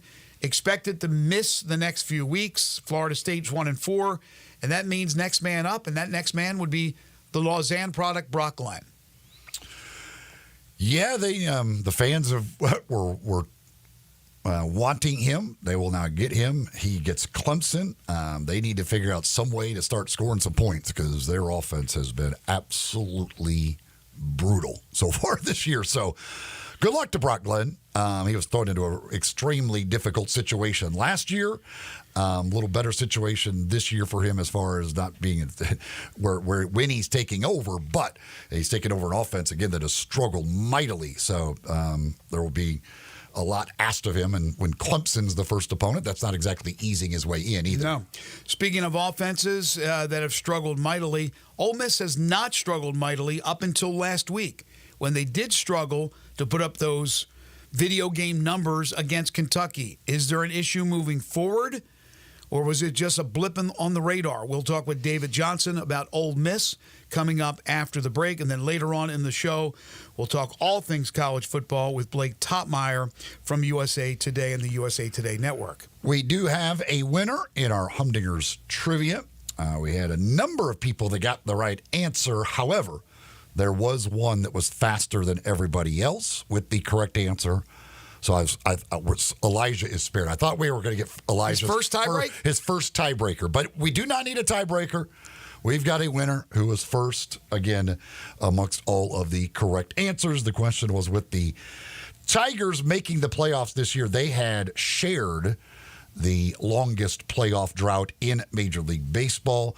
But now that they have made it, there's one team standing all alone with the longest Major League Baseball playoff drought. That team would be the L.A. Angels. They and the Tigers had both not gone since 2014, but with the Tigers making it this year, the Angels are in a class all by themselves. 10 years, no postseasons for the Los Angeles Angels. We will be contacting the winner and letting you know how you'll get your $25 gift certificate to Humdingers. Were they the L.A. Angels when they started this streak, or were they the Angels of Anaheim? What were they 10 years ago? I'm not sure. I can't remember. They obviously still play in Anaheim. They still play in the same stadium. I don't remember when they dropped the Anaheim portion of it. Oh, I neglected to mention, this is when I saw this, I just laughed because you and I were talking about this jokingly when we talked about the Pac-12 and the Mountain West, and that discussion's still going on because they got to add teams, both the leagues, and we kept saying it's going to be like a battle for UTEP. According to reports, Mountain West in deep discussions with UTEP to join the league. Yeah, I mean, they're kind of the obvious one. I know, but come on. That's the sad state of affairs that they are in, that's where they got to go. Boy, oh boy. UTEP, Texas State, they're really struggling just to get to the 8. And in the case of the Mountain West, 9 because Hawaii is not a full member. And with the Pac-12, they got to go back to work and add as well. Just crazy what's going on there.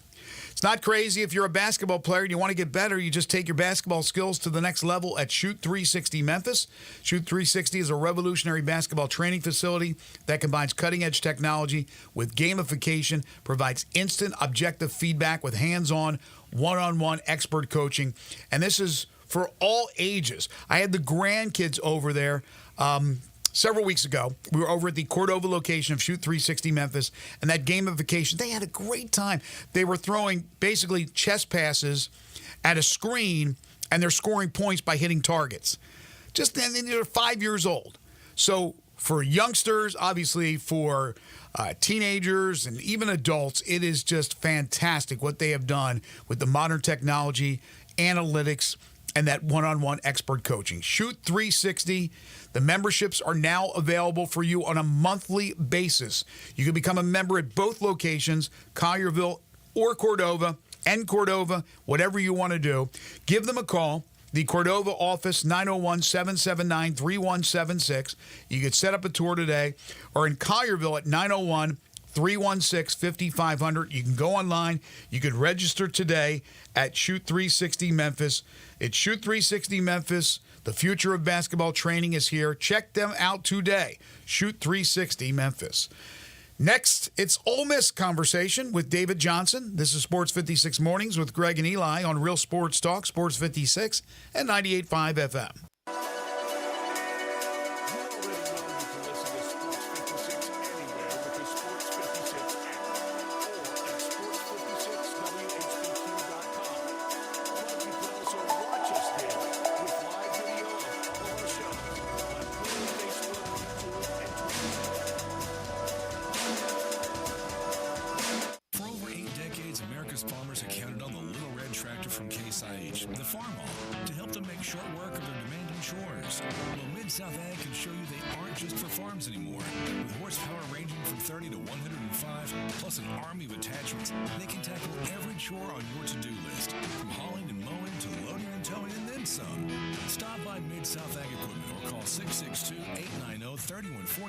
To find a Case IH Farm All that's right for you.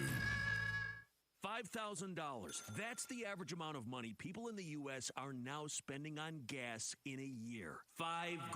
That's crazy. If you drive, you have to download Upside, the free app that gives you cash back every time you get gas. That's right. You can earn real cash back with Upside just by buying the gas you're already buying. You can literally start earning cash back today. I use Upside every time I fill up, and I've already made around $300. You're putting gas in your car anyway. Why not get real cash back? If you like free money, download Upside. I'm saving the cash I earn from using Upside to help pay for a vacation later this year. Download the free Upside app now to earn cash back every time you buy gas. Use promo code YEAR to get an extra 25 cents per gallon on your first tank. You can cash out anytime right to your bank, PayPal, or a gift card for Amazon and other brands. Just download the free Upside app and use promo code YEAR for a 25 cents per gallon bonus on your first tank. That's code YEAR for a 25 cents per gallon bonus. Napa Cafe celebrates 26 years in 2024. Hi, I'm Glenda Hastings, owner of Napa Cafe, and I want to thank you for making us part of your dining experiences. If you are a first-time guest or have dined with us countless times, I want to thank you for making us part of your lives. Whether you're celebrating with the crowd or planning a cozy date night on the town, Napa Cafe can provide you an extraordinary evening. We have 5 dining rooms, including our private wine cellar, our Jan's room for 2 guests, and the Eleanor room for parties up to 60. Sit back, relax, and celebrate. Leave the cooking to us. Come see me at Napa Cafe, 5101 Sanderlin Avenue. We're open Wednesday through Saturday for dinner starting at 5 o'clock. We also offer curbside pickup from our full menu. For details on our stay-in, dine-out menu or reservations, visit our website at napacafe.com. Come join us as we celebrate 26 years of Napa Cafe in 2024. We can't wait to serve you. Sports 56 traffic. Good morning. Still heavy traffic trying to get in from Fayette County now into Shelby County. So some would say right on schedule, actually, over here on 40 westbound. As you work your way past Germantown Parkway up to Sycamore View Road, it's loading up with some more volume on Billmore's Parkway westbound as you come past Riverdale, headed up to 240. Coming up from the south, not bad, actually, on 55 northbound up through South Haven. Weimer's Jewelry, serving the Memphis area now for over 40 years. No matter what the occasion is, go by and see them, shop local, save a lot of money at Weimer's Jewelry. I'm Commander Chuck with your on-time traffic.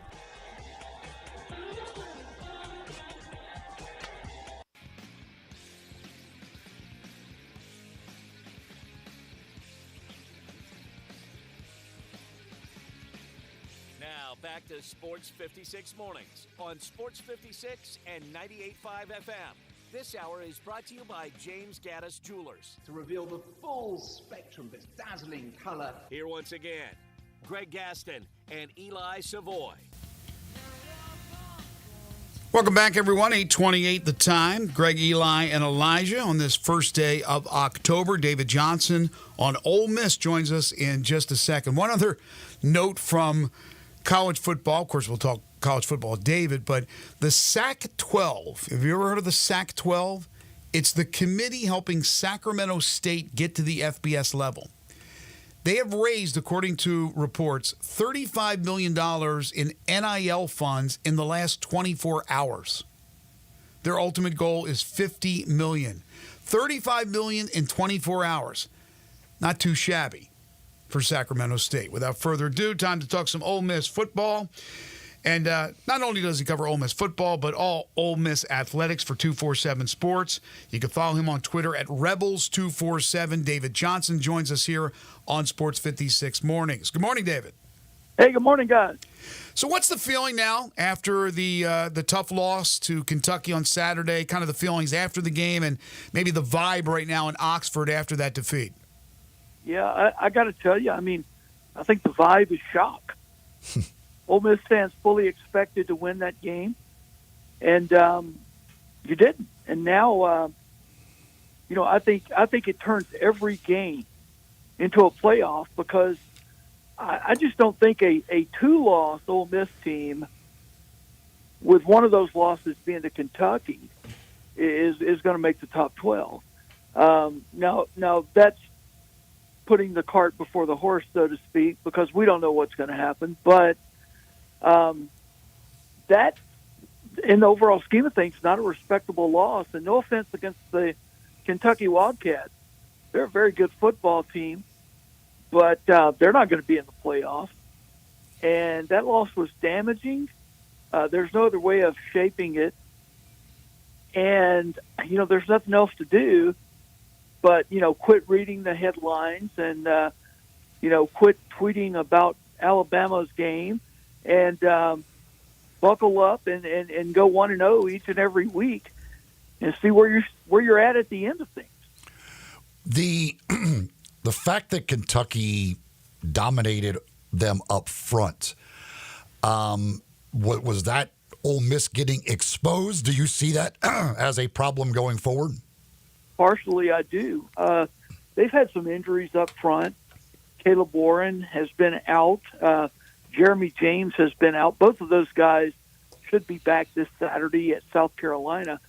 But, as an offensive line, you play as a unit, so to speak. And I learned a lot about O-line play when my son was playing at Ole Miss. And, a lot of times the left guard will do something he's not supposed to do. But from the stands, it looks like the left tackle has just blown everything. He didn't block his man. Or, the center can do something he shouldn't do, and it messes the guard play up. And that's why I think it's important for Ole Miss to get to a point where you settle on your best four and your best center. And, because, continuity is so important on the offensive line, and they haven't had that in the early going, partially because of injuries. But, this O-line is not living up to expectations based on what Ole Miss added to it through the transfer portal and what they had returning. David Johnson joining us on the Sissy's Log Cabin guest line. All right, so do you believe that the rare subpar performance by quarterback Jackson Dart was because of the offensive line, or was it something that he was doing?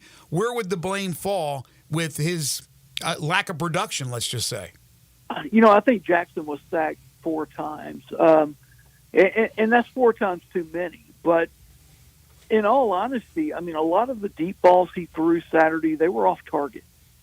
And, I think Jackson kind of honed in on Trey Harris for most of the game. And Trey is a dynamite receiver, 11 catches, I think 170-something yards on Saturday. But, you've got to spread the ball a little bit.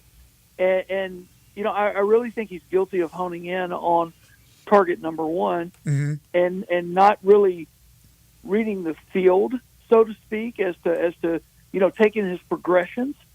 Caden Priestcorn, a potential All-American at tight end, has caught 1 pass in the last 2 games. And there's got to be better ball distribution coming out of this offense. And, Kentucky said, okay, beat us with Trey Harris, and Ole Miss couldn't do it. Yeah, that's the thing because, you look at Juice Wells not having a single catch in that game. Trey, again, he's putting up unbelievable numbers, but, you got some other really good receivers that need to be involved. Oh, there's no doubt about it. And, there's a big undercurrent with the fans right now. Where has Ulysses Bentley been in the backfield? Lane stepped to the podium 2 different times and said he's doing everything he should do. It's just that Henry Parrish and former walk-on Matt Jones are doing it better. Well, they didn't do it better on Saturday. Ole Miss ran for, I think, 92 yards as a team. And, the fans are clamoring to see Ulysses Bentley, who ran for 600-some-odd yards last year. And Bentley not getting the carries, not getting the touches. And, that's another, I think, issue with this offense. I mean, it's almost like there's so much talent, they really don't know what to do with. So the next 2 weeks before they have a bye, as you know, at South Carolina, who will be coming off a bye, at LSU, who will be coming off a bye. I know there's a lot of big games after that, including a game against Georgia. But to me, if they don't take care of business, and it's going to be tough, it's going to be challenging on the road these next 2 weeks, then you don't even have to worry about what's coming up later in the season. I think these are 2 pivotal weeks for Ole Miss. Oh, there's no doubt about it. I mean, before the season started, everybody had circled that Georgia game. That Georgia game may not mean anything, particularly if you don't win at South Carolina, if you don't beat LSU. Then you've got to play Oklahoma at home. There are some tough games ahead for this team. And, I think we're all guilty a little bit of maybe putting them in the in an atmosphere that they're not quite at yet. Mm-hmm. Media, fans alike, even the Grove Collective. They're just not there yet. If they were, look, they were favored by more than 2 touchdowns against Kentucky. ESPN gave them almost a 97% chance of winning that game. Kentucky comes to Oxford with a 3% chance of winning, and they do. It's shocking. It's stunning.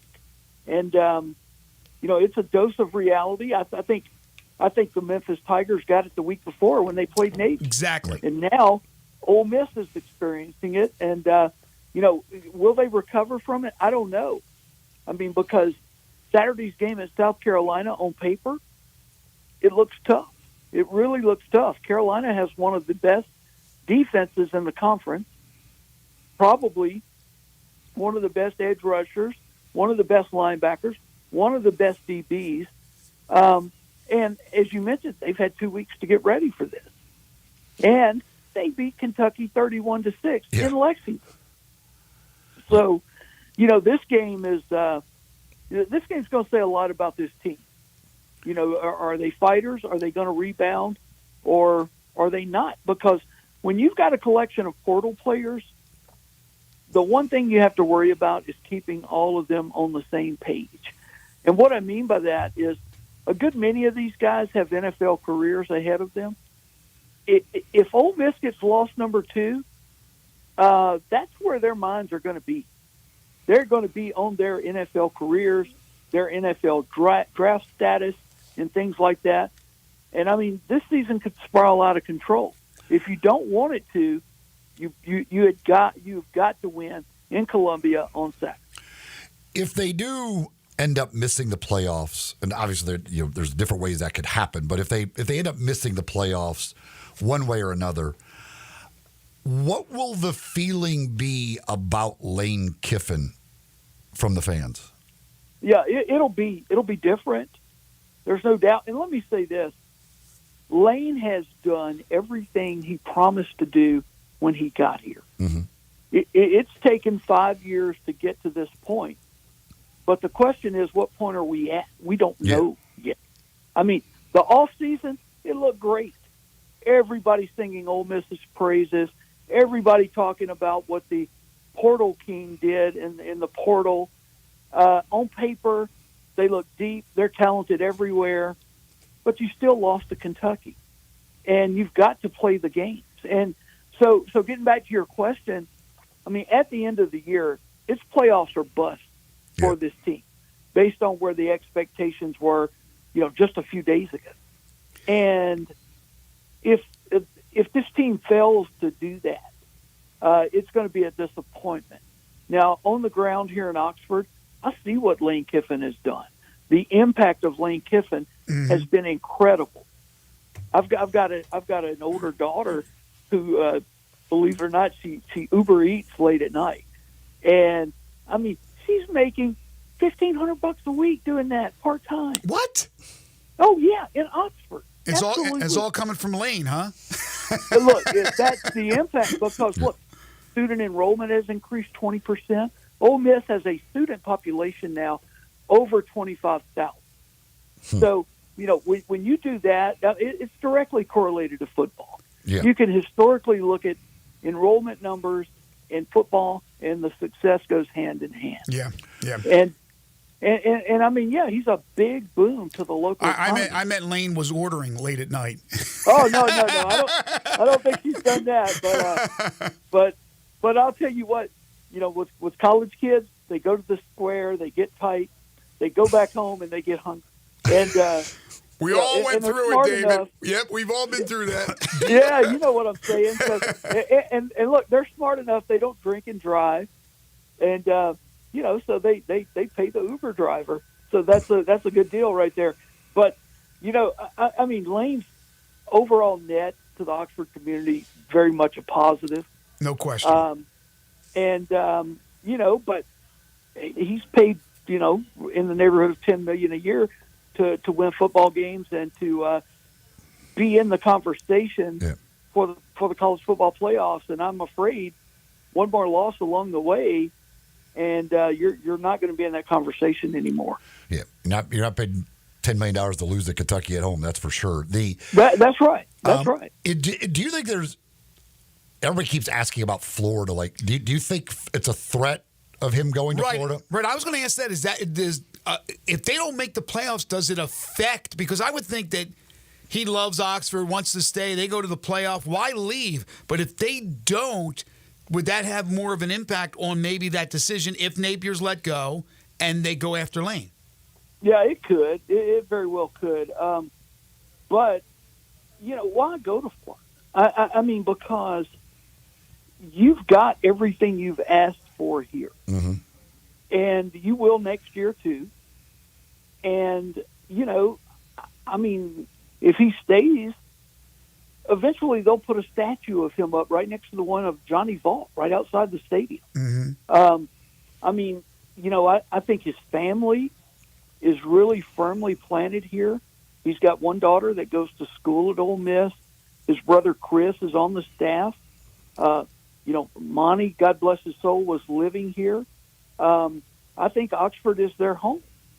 Yeah. And, on paper, to me, $10 million is $10 million. Is Florida going to pay him that much more? And Ole Miss can pay him whatever Florida offers him. And the Florida program is in a state of disarray. And, everybody's like, well, man, you're in Florida, though. You can get all those Florida kids. Everybody in the country recruits Florida. Everybody. Yeah. So it's not as easy as it might look. And the expectations there, of course, they're out the roof. You've had guys like Steve Spurrier and Urban Meyer win national championships there. That's exactly what they're going to expect the next guy to do. No question. All right, final thing for you real quick. And look, nobody could forecast that Wake Forest was not going to be good. They're not good. But when you look at the Rebels' schedule, and obviously they play a daunting schedule within the conference, but they're non-conference. Would you like to see them play a tougher non-conference, or at least one game that's really, really challenging for them? I'm not going to blame that on the Kentucky loss, but you're mauling teams, and all of a sudden you run into a roadblock with a great defense in Kentucky when you just steamrolled 4 teams.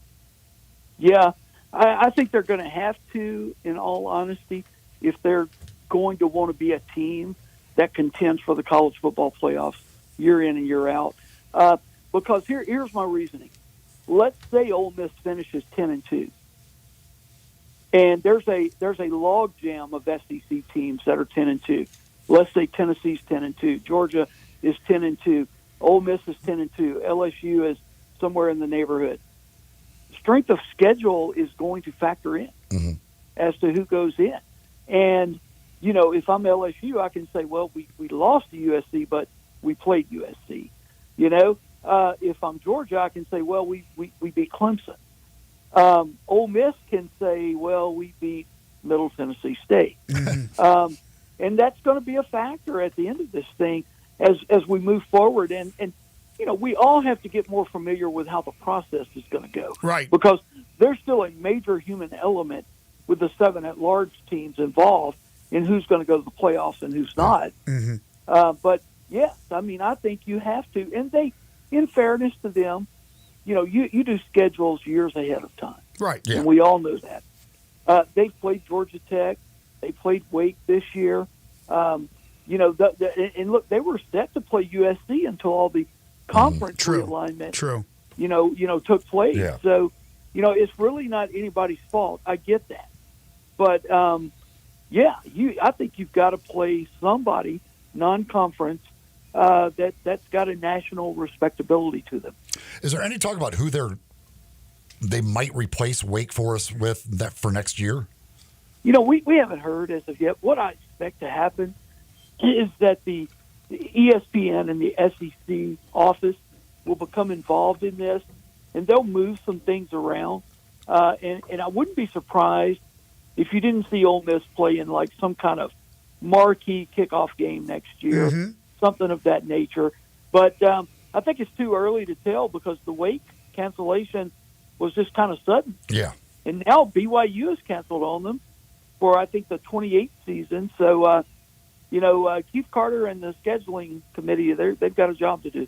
They'll be busy. He's David Johnson. He's busy as well covering Ole Miss athletics for 247 Sports. Follow him on Twitter at Rebels247. Always appreciated, David. Thanks so much. Okay, thanks for having me on, guys. Take care. Again, second hour of the program is brought to you by James Gaddis Jewelers, your family's jeweler at 4900 Poplar between Mendenhall and St. Nick, on the web at gaddisjewelers.com. Whatever it is you're looking for, whether it be a ring, especially engagement rings and wedding rings, but rings of all types, watches, bracelets, necklaces, gemstones of all types, earrings, plus that one-of-a-kind estate and vintage jewelry. They have it for you at James Gaddis Jewelers, plus experts to help you pick out those beautiful engagement rings. They got 2 repair experts to help you with all your fine watches and jewelry. Layaway and financing always available at James Gaddis Jewelers, 4900 Poplar between Mendenhall and St. Nick, and on the web at gaddisjewelers.com.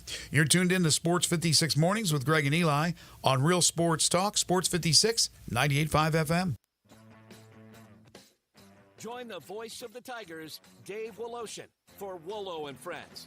Weekday mornings from 10 to 11, here on Sports 56 and 98.5 FM.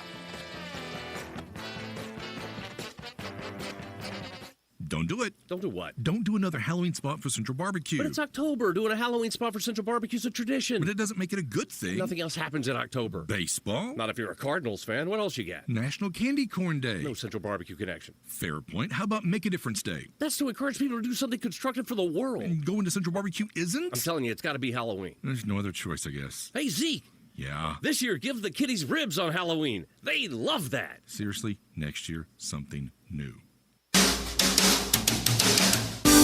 Hi, this is Lauren Choate, Choate's Air Conditioning, Heating, Plumbing, and Generators. Right now, we're offering our Choate's Comfort and Safety Special. For a limited time, when you purchase a $99 tune-up, or if Choate's performs a repair, you'll receive a free 1-year standard fan plan membership at $400 value. Keep your home safe, comfortable, and running smoothly all year long with 2 maintenance visits, priority service, and discounts on future repairs. And for our existing loyal fan plan members, we have something special just for you. Enjoy a $1,000 loyalty coupon toward any new generator, tankless water heater, or HVAC system. It's our way of saying thank you for trusting us with your home. Add value, add comfort, and add safety to your home with Choates. Call us today at 347-8086 or visit ChoatesHVAC.com. Choates, let our family serve your family. Bricks Powder Coating for a beautiful finish every time. Bricks Powder Coating specializes in automotive, ornamental, residential, and industrial coating. With 2 conveyor lines and the largest batch ovens in the Mid-South, Bricks can accommodate all of your powder coating needs. Locally owned and operated since 2002, Rick's Powder Coating will customize a beautiful finish just for you. Drop by or call to see how Rick's Powder Coating can bring color to your life. 901-367-2771 or rickspowdercoating.com.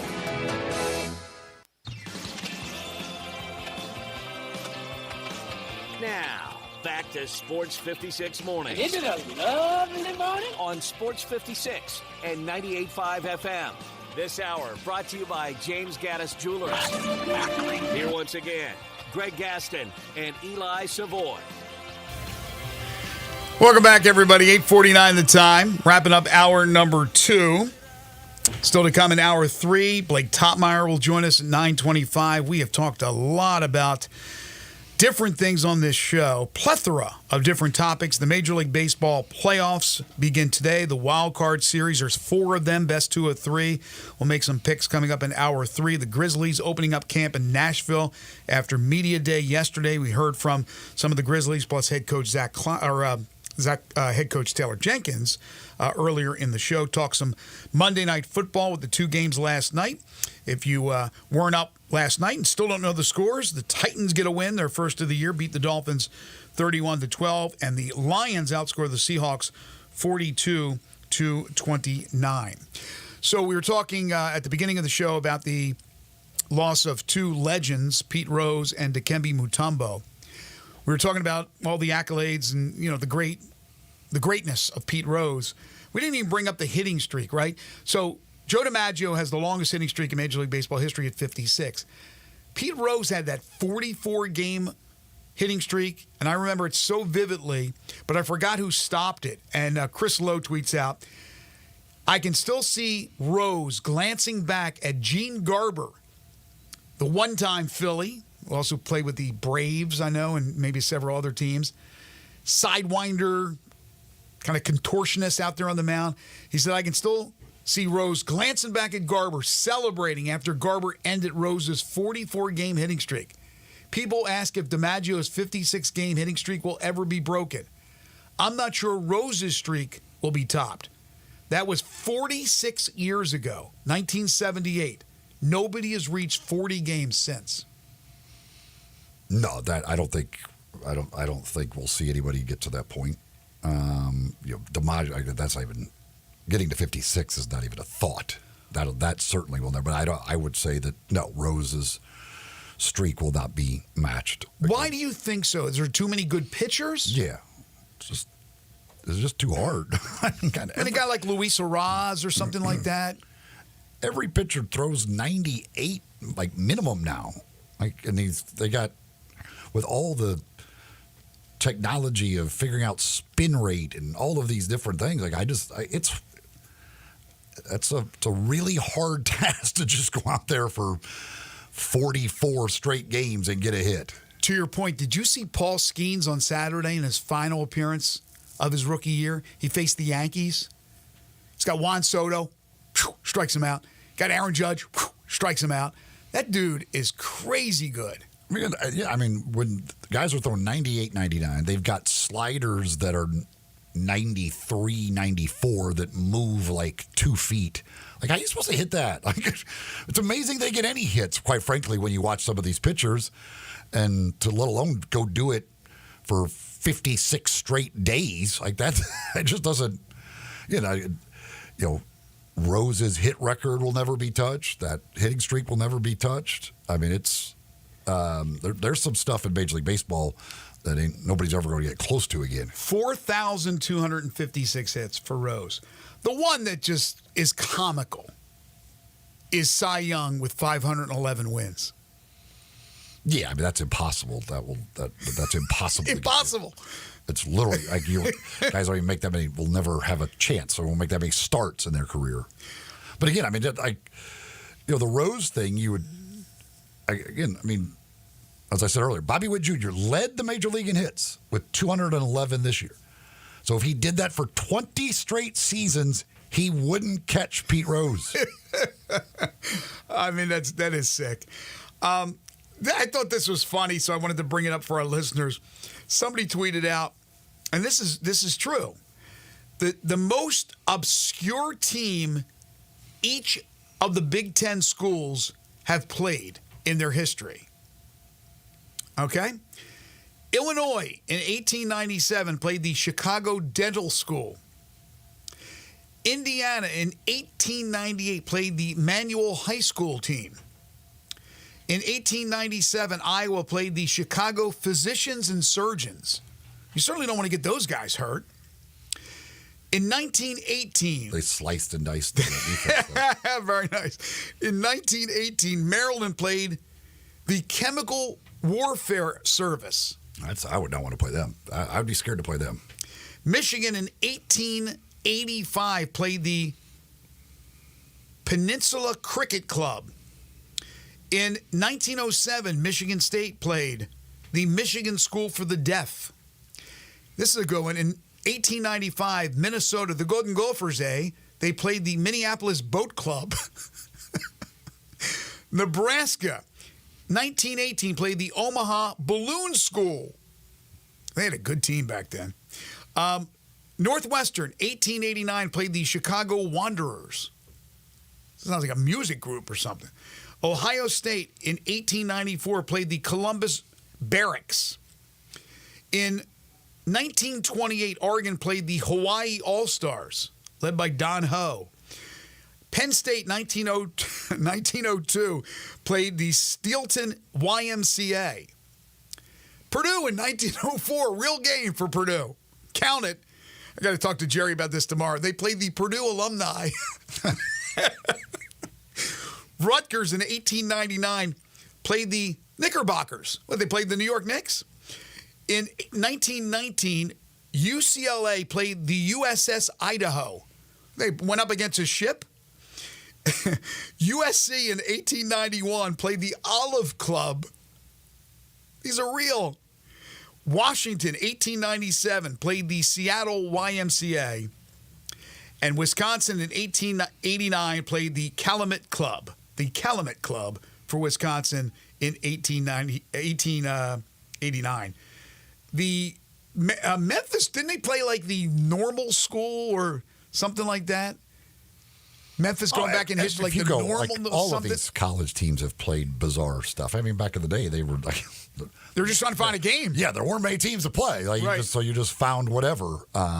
Wasn't exactly easy to travel. You couldn't call, you weren't traveling across country to go play a game. You're trying to find something close to you and somebody to play. The geography mattered back then. Yes, yeah. Like, you weren't gonna be having cross country conferences. The conferences actually were trying to stay together. Yeah, Seattle YMCA had to take the train down to Miami to play the Miami YMCA team. Pro Football Network has its power rankings out now going into Week 5 after Week 4 was completed last night. Number 1 for them is Detroit, up 2 spots. They got Detroit, again, they gave up a bunch of points last night, but they did get the win. Kansas City, one of only 2 remaining undefeated teams, are 2. San Francisco, with all their injuries, 3. Buffalo gets blitzed by Baltimore. They're 4, yet Baltimore is behind them at 5. And then Minnesota, the other undefeated team, is 6. Weird. Green Bay 7, Houston 8, Philly 9 with all their problems. The Washington Commanders, number 10. Dan Snyder's rolling over in his grave, and he's not even dead yet. What a turnaround for the Commanders. And our buddy, friend of the show, Dan Quinn. But again, Jane Daniels has been absolutely spectacular so far. And that offense has been virtually unstoppable. They basically score on every drive. So it's been a heck of a year. Mid-South Ag Equipment, for all those equipment needs, go see the folks at Mid-South Ag with the Case IH Farm All series of tractors, bush hog equipment, much, much more, from new equipment to pre-owned equipment, service on your equipment. They'll do it all for you at Mid-South Ag Equipment. And they're easy to find if you take I-269 to the Goodman Road exit. They're just a half mile west. It's just south of Collierville there on Goodman Road. You can also find them online at midsouthag.com, where you can check out inventory of equipment, special deals they've got going on. All of that you'll find at midsouthag.com. For all those equipment needs, it is Mid-South Ag Equipment. Hour 3 on the way. This is Sports 56 Mornings with Greg and Eli on Real Sports Talk, Sports 56 and 98.5 FM.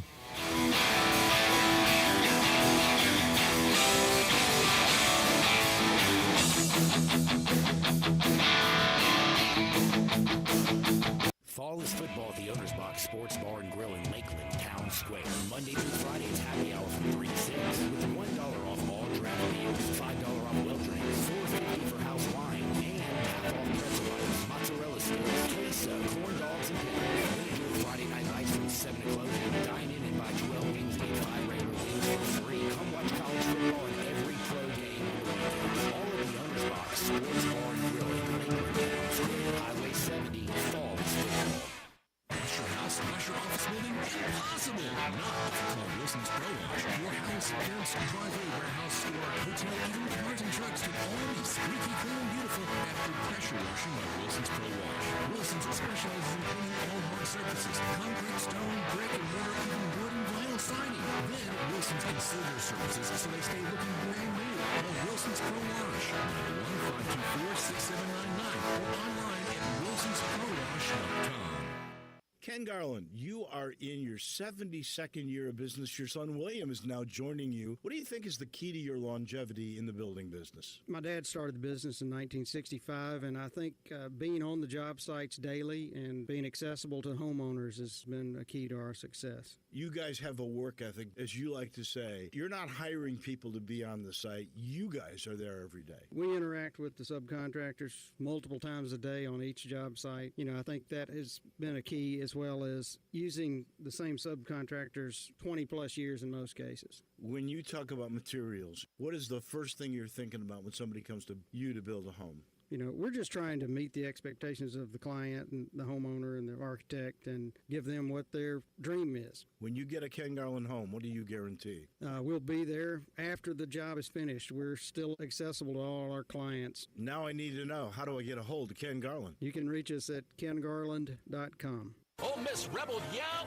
is back. The Rebel Yell Hotline Radio Show is back on WHBQ Sports 56 and 98.5 FM. Every Monday night at 6, hear the latest news on your Ole Miss Rebels with Yancey Porter with 24/7 Sports, former Ole Miss defensive tackle Mike Fitzsimmons, Gordon Ford covering SEC Sports Call, and former Ole Miss baseball announcer Gary Darby. From kickoff to free throw to extra innings, your Ole Miss Sports on the Rebel Yell Hotline Show right here Monday night at 6 on Sports 56, 560 AM and 98.5 FM. Your Mid-South Sports Station. This Sports 56 traffic report is brought to you by Luttrell Belting. They keep you moving.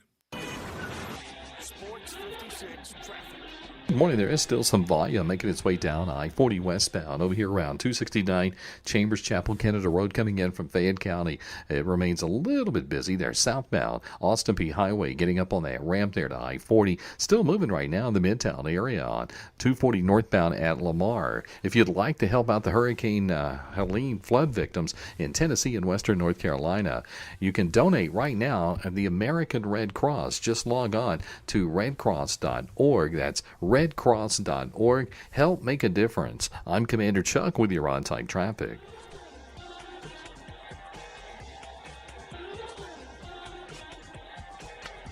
Broadcasting from the Family Leisure Studios, we are Sports 56, WHBQ Memphis, and W253DF Memphis. Now back to Sports 56 mornings on Sports 56 and 95 FM. This hour brought to you by Jenkins Floors and More. And once again, Barbara Gaston and Eli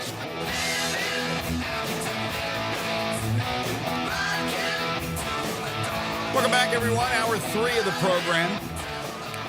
Greg Gaston, Eli Savoy, our producer Elijah Seegers. We're broadcasting live from the Family Leisure Studios.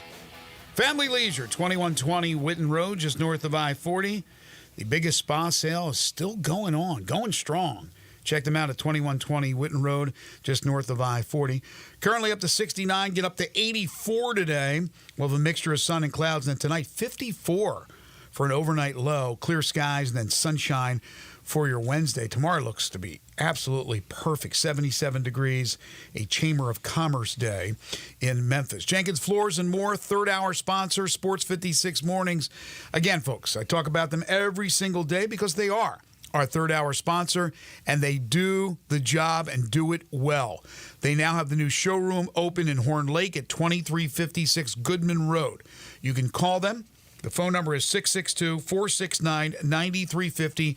If you are looking for flooring and carpeting. They carry all the top-of-the-line material. They sell it wholesale. Skip you the middleman, save you a lot of money in the process. They can do the job for you and get it done in a 2-week turnaround. They'll come to you and give you a free estimate, show you different samples of what it will look like. Or you can do the job yourself, especially if you're a contractor. You go out there, you get the materials, get it discounted at Jenkins Floors and More. You know you're getting top-of-the-line material, and then go ahead and do that job. But again, if you want the job done for you, Jenkins can do it with a 2-week turnaround. Great folks, family-owned and operated. Timmy and Rebecca Jenkins started this business in their former home of Cleveland, Mississippi, so they still have a store down there. They got the new warehouse in Horn Lake. They also have a store in Little Rock, Arkansas. They must be doing something right. I think they're doing it all right. It's Jenkins Floors and More. Go visit Timmy and Rebecca Jenkins today in Horn Lake. Tell them you heard it here on Sports 56 Mornings, 662-469-9350.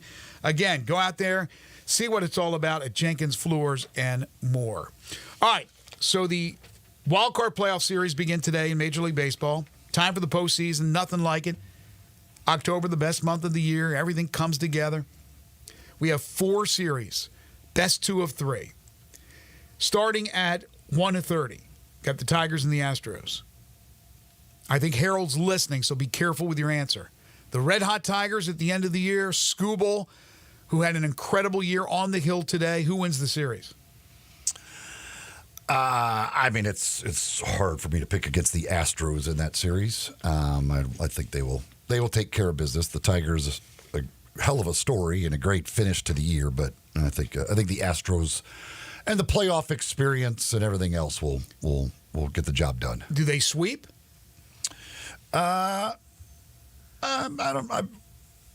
If they win today, I think they will.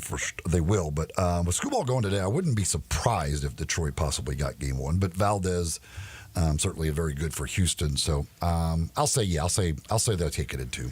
Yeah, Tigers come in as one of the hottest teams in baseball. Man, it's going to be interesting. I lean toward the Astros. It's hard to bet against them. They have so many different aspects of that offense that could come through. They've been there for years. Great leaders, starting with Altuve. Pitching a little bit more suspect this year. But, yeah, Skubal is going to have to pitch really well today, and then you never know if Detroit gets that first game. But I'm with you as far as the Astros are concerned. I got the Astros, though, winning it in 3. Royals and the Orioles. The Royals, great story all year long, very consistent with, I can't even name pitchers on that roster other than Jonathan Bolin, if he's even up. The Orioles were really, really good, then started to flounder late in the year. They were mashing the ball earlier. You look at a box score with the Orioles, they have 4 or 5 home runs. And then they slowed down. Gunnar Henderson, I don't know how many home runs he had after the All-Star break, but who do you like in this one? I definitely like the Orioles in this one. I mean, Corbin Burns going in Game 1. The Royals, I don't know how they've done it outside of Bobby Witt Jr. like that. And Salvador Perez. That roster is an anonymous roster for the most part. Amazing stuff that they did after a 106-loss season, I think it was last year, to turn around and make the playoffs this year. But, yeah, the Orioles are just too good. Sweep? I got the O's in a sweep. Yeah. Mets and Brewers in Milwaukee for Game 1 today. Again, that Royals-Orioles game begins at 3 on the Deuce. Mets and Brewers, 4:30 on ESPN. What do you think about this one? I think it's hard for the Mets just with what having to play the doubleheader yesterday, turn around, come right back. I think today is a very difficult situation for them. And if you lose Game 1, then it's hard in a 3-game series on the road anyway. I think if it wasn't for having played the doubleheader yesterday, I would like the Mets in this series, but I kind of lean towards the Brewers because of the situation the Mets were put in. Severino for the Mets today, Freddie Peralta for the Brewers. I'm going to take the Brewers in 3, but it wouldn't be surprising to me if the Brewers, who have had an incredible regular season, flounder in the postseason. They've done that a few times. I would not be surprised, but I'll take Milwaukee. Right now, basically picking chalk here. And then the Braves and the Padres. You talk about trying to overcome obstacles. The Braves, just to be in the postseason with all the injuries. Now they go from Atlanta, where they hosted the doubleheader yesterday, fly all the way out to the left coast to play the Padres. Yeah, I don't think the Braves have a chance. I think the Padres are just really good, and yes, the fact that you have to travel cross country, all the injuries, everything else. If Chris Sale's not going to be able to pitch in this series, I don't see how the Braves can do it. Yeah, I don't even know if they can get one without Sale, but I'm going to give them one because that's just how gutty they are. But I got the Padres winning that one in 3. So we got all the favorites, 7:30 ESPN for the Braves and the Padres. I mentioned earlier that Major League Baseball announced they are going back to the regular team uniforms for the All-Star game. About time. Reading this story about this is kind of weird to me. So they're also because of all the issues they had with the new uniforms this year, they're going back to the old materials that were used for the uniforms last year. However, they will not be fully implemented for the 2025 season. For next year, their road gray uniforms will be back to the 2023 uniforms. But I guess the home ones will not be ready until 2026. Really? Like, we can't produce... Nike can't produce... From October 1st to the start of next season, they can't produce home and road uniforms for every team? Yeah, what? Like, that doesn't make sense to me. Like, it's not 1912. Like, how would you not be able to have everything ready for next year? Wasn't there an issue going into this season? Or was it last season? Yeah, that's the new uniform. Yeah, that's why they're going back, because these uniforms suck because the players hate them. Yeah, but they've had issues now for a number of years with uniforms and the material, and I don't know if there's a shortage of material. I don't know what the issue is, but no, that's incredible that they can't get that done. It doesn't make any sense to me. Why don't they go back to the wool from back in the 1920s? That blows my mind. No, that's...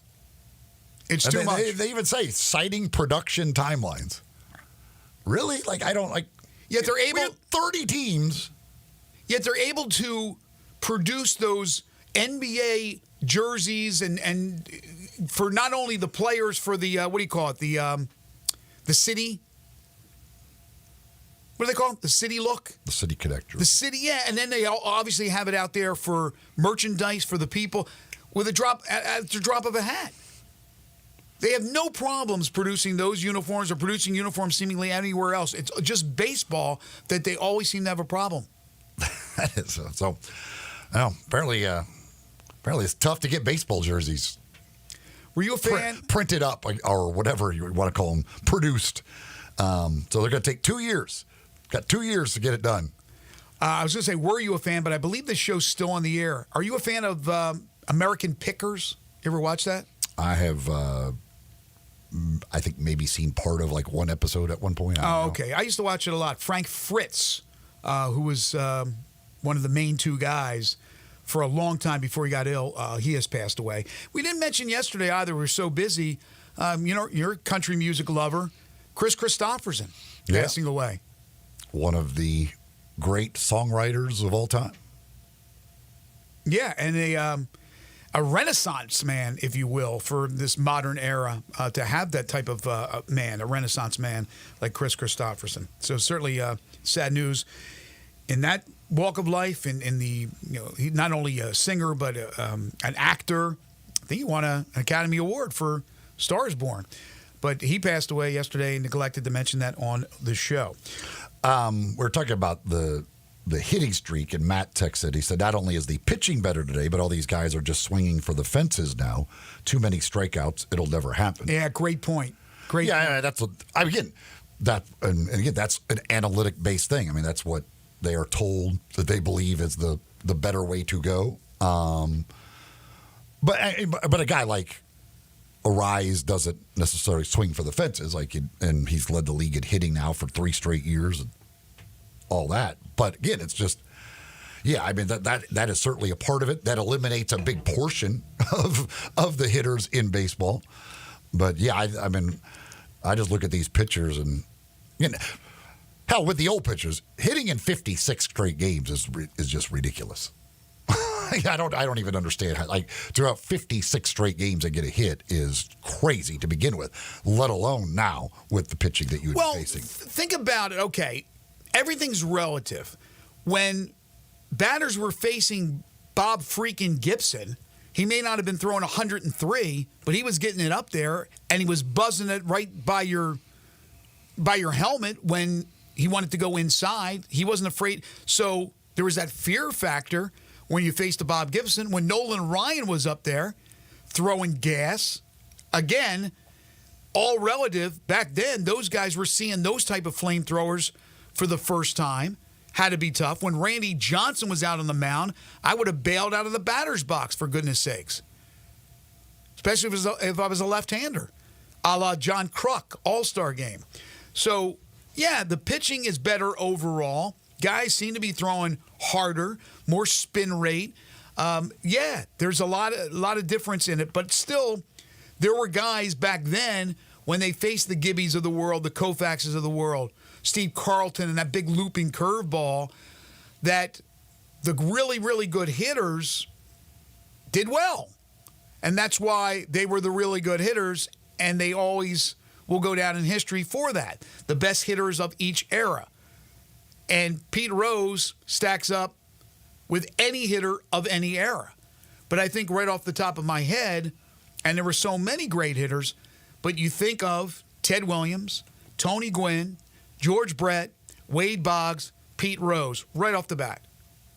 Guys that hit for average, got on base all the time, could pop one out of there when need be, and didn't strike out much. They reached base. Now, would Pete Rose be a different hitter in today's game? Probably not, but he probably wouldn't have a 44-game hitting streak. But I guarantee you Pete Rose would still be a plus 300 hitter every year and be an all-star. There were only 7 guys this year that batted over 300. Yeah, Pete Rose did it 14 out of 15 years, and Tony Gwynn did it. Did Tony Gwynn do it every year? I mean, Tony Gwynn made contact every time. My never struck out. My thing on the hitting streak, if Tony Gwynn couldn't do it, then nobody could do it. Right. I mean, Tony Gwynn was like. Who were you have the list there of the 7? Yes. Okay. Judge. Shohei, did he finish over 300? Yeah. Araz. It's 3. Ozuna? Ozuna, yes. So that's 4. So I haven't even looked at stats in a long time, but I knew those guys.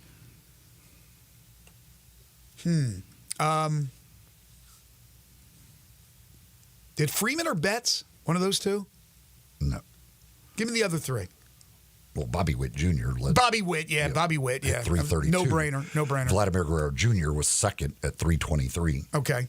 And then you have Judge at 322, Arise at 314, Shohei at 310, Yordan Alvarez at 308, and then Ozuna at 302. Yordan Alvarez had a really good year. Really good year. And may not play in this series. What's wrong with him?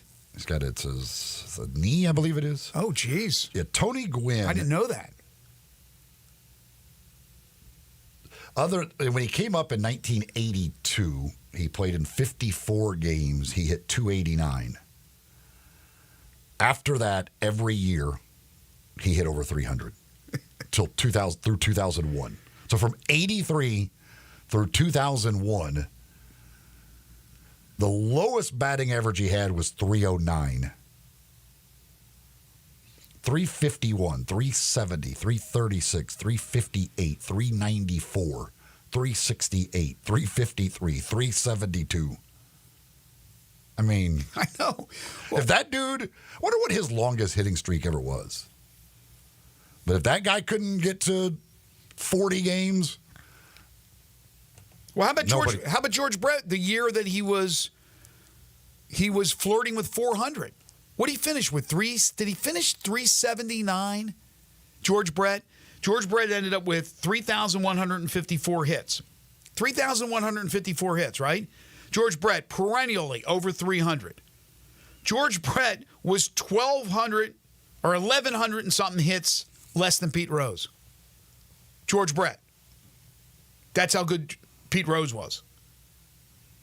It's nuts. Well, Tony Gwynn's 1,500 behind Pete Rose at hits. Tony Gwynn played how many years?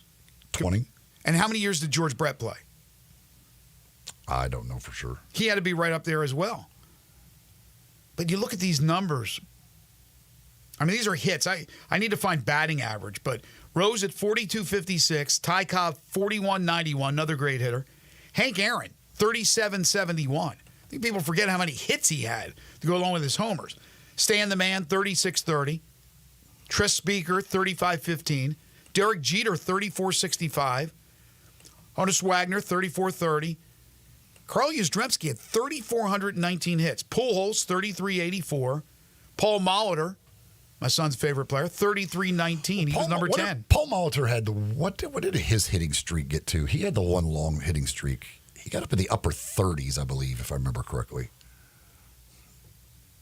Let me see if I can find that. There we go. Top 10 longest streaks. Of course, DiMaggio at 56, Willie Keeler at 45, Pete at 44, Bill Dalen of the Cubs. You remember this, 1894, 42 straight. George Sisler of the St. Louis Browns, 41, Ty Cobb 40, Paul Molitor 39. Yeah, I thought he'd gotten up to the upper 30s. I couldn't remember exactly how far it went, but I remember him having that long hitting streak. Jimmy Rollins 38. So if you look at the top 10 all time, the only ones since 1970, Pete Rose in 78, Paul Molitor in 1987, Jimmy Rollins 05 into the 06 season. That's it. And you got to go back, way back with some of these other guys. Trying to see if I can find out what Tony Gwynn's longest hitting streak was, but I don't see it. But again, getting back to, not to belabor the point, we talked about this in hour one. We got Blake Topmeyer coming up here in just a moment. But I still have not been to Cooperstown. I hope to God I can get to Cooperstown before I leave this earth.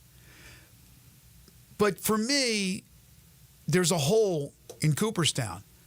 When you don't have the hits leader, when you don't have the home run leader. And again, I don't care. I really don't care what he did.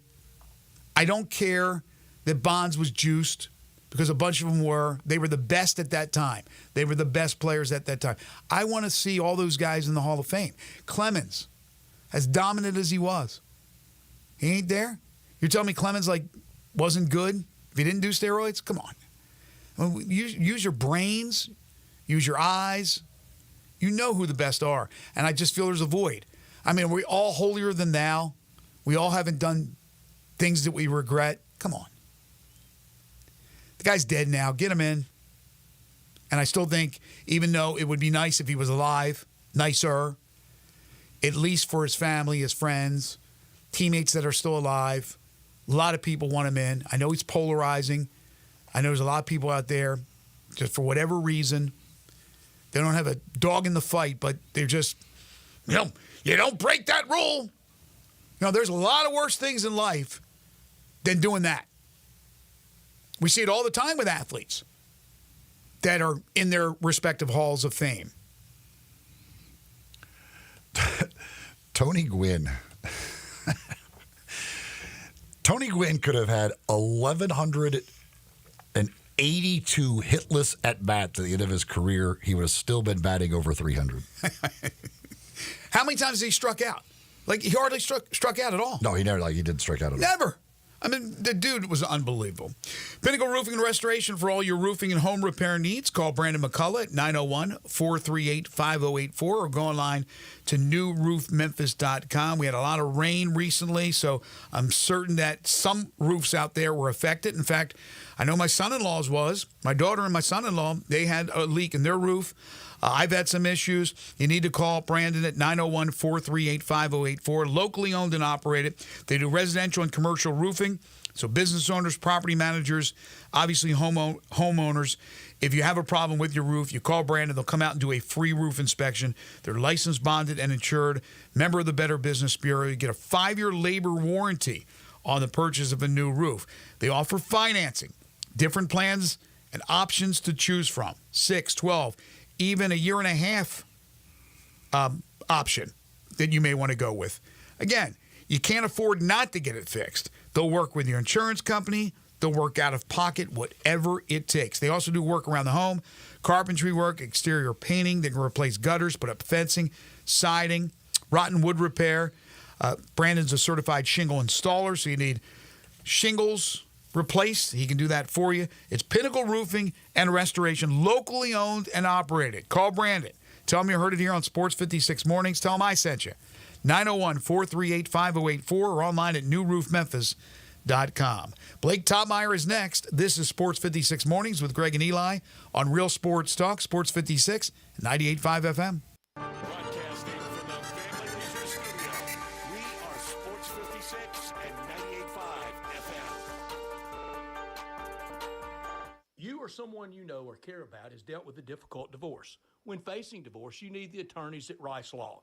Nick and Larry Rice lead the firm with 3 generations and 7 decades of experience. Located in Memphis, serving the entire state of Tennessee and North Mississippi. Rice Law is who you need to call. Simple or difficult divorce, they know how to handle it. Call Rice Law at 901-526-6701, or for more information, visit them at aboutdivorce.com. That's aboutdivorce.com. In Jason's Deli, when you're dining in or picking up curbside, you can expect wholesome food and no surprises. Just delicious sandwiches, crisp salads, and quick quality meals made with the freshest ingredients and no artificial trans fats, MSG, high fructose corn syrup, or artificial colors and dyes. Around here, a lot of thought goes into what we put into our food and what we take out of it. Because you're not just taking a bite, you're getting a taste of who we are.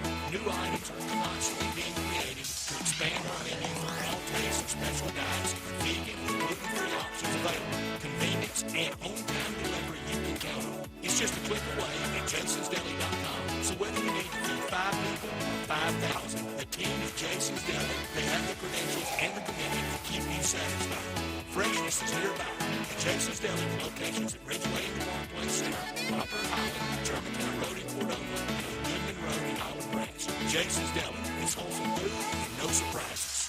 It didn't take them long. Genesis Diamonds is now the undisputed value leader here in Memphis. Hey, it's Eric Hasseltine, and people who have gone into Genesis Diamonds with a budget have often left spending less than they thought they would, and they end up with a better diamond, a bigger diamond, and a nicer ring. I'm telling you, Genesis has disrupted the old school jewelry store scene right here in Memphis. It starts with value. Genesis is a direct diamond importer where they get their diamonds from the world's best diamond cutters with no middleman. I call it extreme value. Genesis is also the authorized retailer for all the top bridal designers, so they have the rings on every woman's wish list. They back up every purchase with a 100% free lifetime warranty. That means no charge ever for things like sizing or cleaning. All this in a fun, relaxed environment with no commission salespeople, no pressure of any kind, and no retail pricing games. We've needed a place like this for years here in Memphis, and now Genesis is here. It's quite a change from other jewelry stores with traditional prices, limited selection, and insane markups. Genesis Diamonds at Poplar and Perkins Extended in Poplar Commons. Sports 56 Mornings on Sports 56 and 95 FM. This hour brought to you by James Floors and More. Here once again are Greg Gaston and Eli Savoy.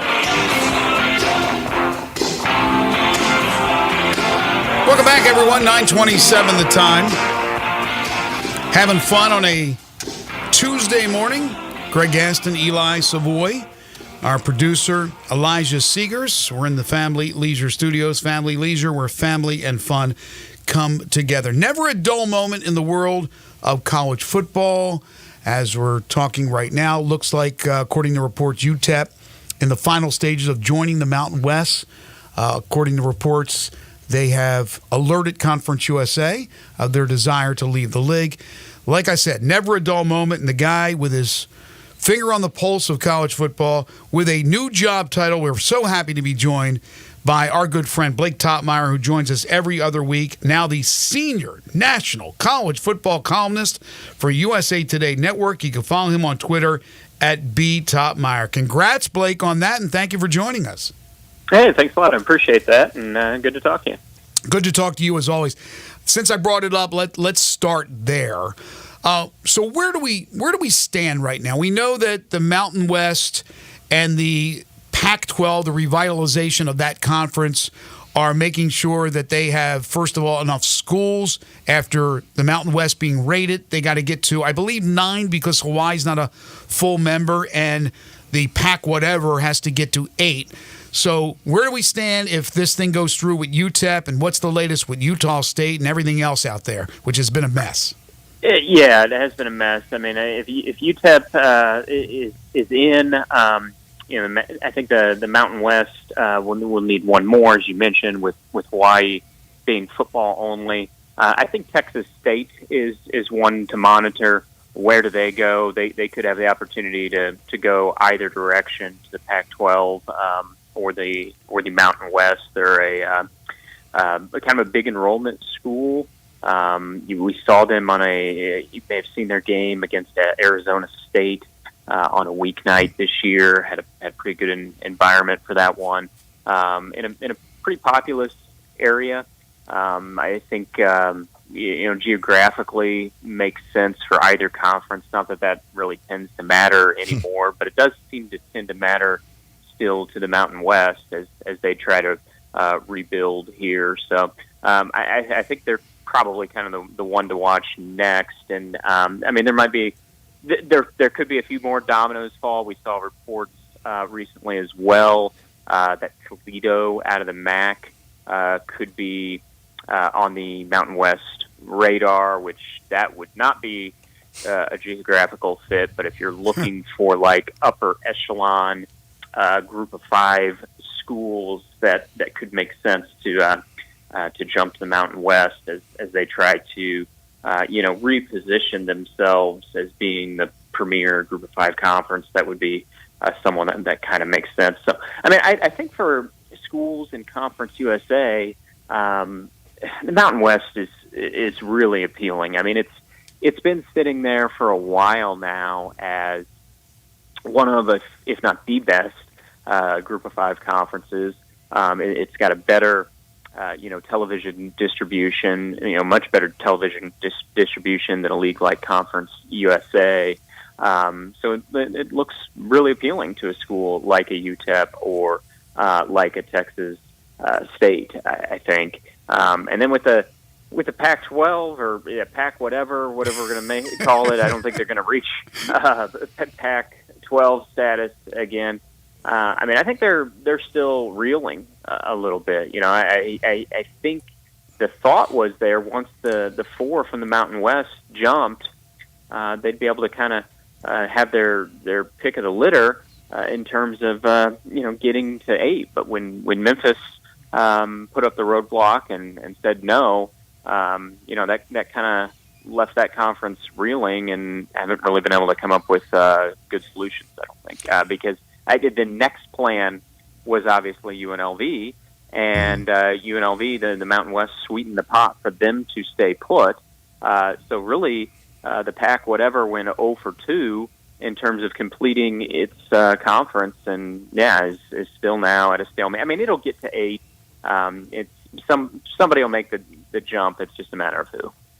Did you ever think we'd see the day where there might be a bidding war for Texas State?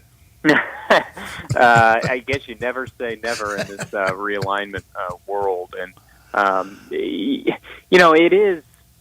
I think it is a growing school, like I said, in a populous area. But yeah, I mean, you go back. I mean, they've only been an FBS school for maybe a little over a decade now. It really it doesn't necessarily take long to climb the ranks anymore if you got a couple things working in your favor. I believe that's kind of a big party school as well as a reputation. Probably looks good. Looks good on TV, right? Right. And that's what it's all about, right? Is who's going to be a bit of a TV draw. But I mean, any of these schools, they're sort of interchangeable to a certain degree. I mean, I don't know that there's a real apple of the eye left when you're looking to get to 8 members like these conferences are. I mean, you're kind of you're picking through, I guess, the rubbish bin a little bit. Maybe that's unfair to say to UTEP, but I mean, you really kind of are. Discount rack. We'll call it discount rack. Yeah, the discount rack. There you go. Yeah, you're not shopping on Saks Fifth Avenue at this point. Those schools are gone. A good line. They've already partnered up with the bigger leagues. So, I don't know how much difference there is between a UTEP and another random member of Conference USA, so I guess if that's the reality, if there's not that much difference, you go for the school maybe in the more populous area that makes a little more geographical sense than perhaps some others, and you call it a day. Yeah, I mean, you have Utah State, obviously, that's going to go to the Pac-12. You have all this talk now about Sacramento State. They raised supposedly $35 million in NIL money over the last 24 hours, but they're right now in FCS. And then this news has just come out that, according to a report, Gonzaga, and I know it's been rumored for a while, is set to join the Pac-12. Now, obviously, that would not be for football because they don't have a football program, but it would be for basketball. So the ever-changing landscape of collegiate sports, I'm sure you don't get much sleep because it seems like you probably get an alert every 3 seconds. Yeah, and San Jose State is, Sacramento State is an interesting one. I mean, yeah, they raise all this NIL money. Does that make you a good conference member? I mean, I don't like who does that? It helps the athletes, which that's great. I mean, okay, that's fantastic. They're raising all this NIL money, but I don't really. That one remains a little puzzling to me because I don't understand how that makes you an appealing member to the new conference. Like, okay, you got a great NIL surge here. Is that money going to come back in the next time around after it's spent the first time? There's no guarantee of that. B, is that just because you have some active boosters, apparently, does that mean you're going to attract television eyeballs? There's no guarantee of that. So that one, it feels like the height of desperation of taking a school, if not that they've been taken yet, but if they were to be added to say the Pac whatever. I mean, that feels like the height of desperation. It's like, NIL dollars is not really why we've ever seen a school added to a conference. It might have been, a tertiary factor, but it was never really a top motivating factor as to why a school would be added to a conference. It's always about money that a school brings into the conference, not money that a school brings into the NIL coffers. So, exactly. Yeah, that one's puzzling. Well, on the field, we had a classic game over the weekend with Alabama getting the win over Georgia. How much trouble do you think Georgia might be in with one loss already and the remaining schedule ahead of them? I think they should be somewhat concerned. It's not panic mode for Georgia, but you mentioned the schedule, and it is.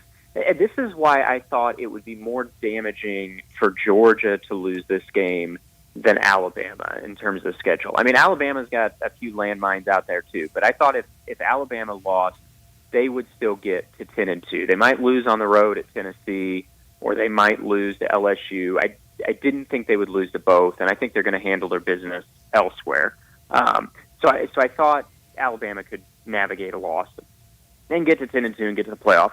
Georgia, I thought it would be a more perilous path because I think Texas is one of the 3 best teams in college football, and Georgia has to go to Texas in a few weeks. So on the road at a team that's playing really well and at a team that's going to have, I think, their best quarterback back at that point in Quinn Ewers. I know Arch Manning's holding down the fort very, very nicely, playing well. I still think, if healthy, Quinn Ewers is a better quarterback for Texas in this moment, and I believe he will be back for that game in Austin in a few weeks' time. So if if Georgia loses that, which they would be an underdog if the betting lines were set today. That leaves them with no more margin for error, and they still have games at Ole Miss. I know Ole Miss was humbled last week, but they're at Ole Miss later in the season. They are home against Tennessee, and I think, coming into the season, we assume, okay, that's a W for Georgia because Tennessee might be pretty good, but it's a home game. Well, I don't know. I mean, right now, I know the schedule is going to get tougher for Tennessee, and so we still have a little bit of grain of salt there. But right now, Tennessee's playing really well, and Georgia would still be the favorite in that game at home. But if you lose to Texas, you got to get both Ole Miss on the road and Tennessee at home, and there's a chance that Georgia loses one of those two, and you still got to beat everybody else on their schedule. Now, I don't see another game that I think, okay, that one's going to put Georgia into some peril. But I didn't think they were going to be in that much peril at Kentucky either. I mean, at this point, Georgia has not played well in 7 out of their last 8 quarters. Because they didn't really play well in that entire Kentucky game. I guess the defense did, but the offense did not play well for 4 quarters in that game. And they didn't play well for the first 3 quarters of the Alabama game. So, again, I think there's so much talent in the program. I wouldn't be hitting the panic button because I do think at its core, college football remains a contest of talent assembly.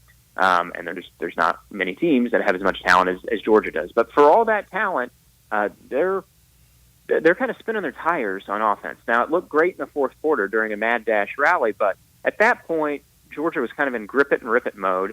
That can be hard for a defense to defend. And if we look back at that game, Carson Beck threw 3 interceptions. He was nearly intercepted about 5 or 6 times. Yep. There were a couple more that were right there, almost in the midst of Alabama. If one of those other passes that were dangerously close to being intercepted is picked off, that win looks a little more comfortable for Alabama than it was. So, who's the real team for Georgia? Is it the fourth quarter team or the team that we saw in the 7 quarters before that? I think it's probably somewhere in between. I think they're going to land at 10-2, but I don't say that with a ton of conviction. And the thing of it is, even if they go 9-3, I think they'll be one of the. Truthfully, I think they would still be one of the 12 best teams in the country. But I don't think there's going to be room for them in the playoff. And I know Greg Sankey has a tendency to get his way with the playoff committee, but he could be out there having to argue for other teams in his conference to get into the playoff. And I just don't think 9-3, despite their talent, despite their schedule, I don't think 9-3 would be enough for Georgia. I think they have to get to 10-2. Yeah, you just beat me to the punch because that was going to be my question. That a team can certainly be looked at as a top 12 team because let's say Georgia, who already crushed Clemson, who's crushing everybody else now, loses to Alabama with a great comeback at the very end of the game. You lose a tight one at Texas. You lose a tight one at Ole Miss. You beat Tennessee at home. I mean, that still looks like a top 12 team to me. But they'd have 3 losses. What are the chances that any 3-loss team can get into this 12-team playoff? I think they would probably be the only one that I would give much chance to at all. I can't think of another scenario where a team would have 3 losses. Maybe Alabama. If somehow Alabama, let's say Alabama loses at Tennessee, loses at LSU, and loses to Missouri. Say Tennessee goes 11-1, Missouri goes 11-1, 12-0, and LSU, gets to 10-2, and Alabama's sitting at 9-3 with a win against Georgia and losses to 3 really good teams at that point in the situation that I'm unfolding. Alabama and Georgia would be the 2 teams that I could see at 9-3 that might at least garner consideration. The issue is going to be, 12 spots for the playoff, but we know 5 are going to be accounted for. So you're vying for one of 7 at-large spots at that point, and there's going to be other members of your own conference that are higher up the food chain with better records that maybe have a win over you if you're 9-3 that are going to snap up some of those bids. And so I just think it's going to be a hard road. I mean, it may be, if Georgia was 9-3, the final spot could come down to, say, 9-3 Georgia or 11-1 Missouri.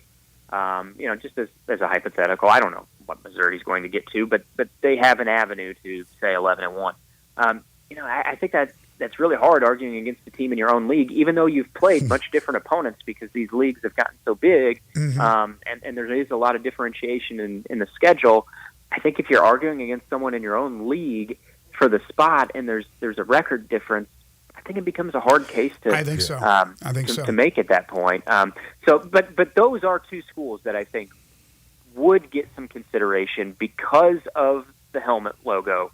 And I know the committee says that shouldn't matter, doesn't matter, but it does. They're lying when they say that. They're just full of it. Of course We know they it. are. Of course they are. It does matter. And so because the name on the helmet would help, and because Alabama would have a signature win against Georgia, and as long as you lose to the right teams, I think you at least get in the conversation. I don't only get in, but you get in the conversation.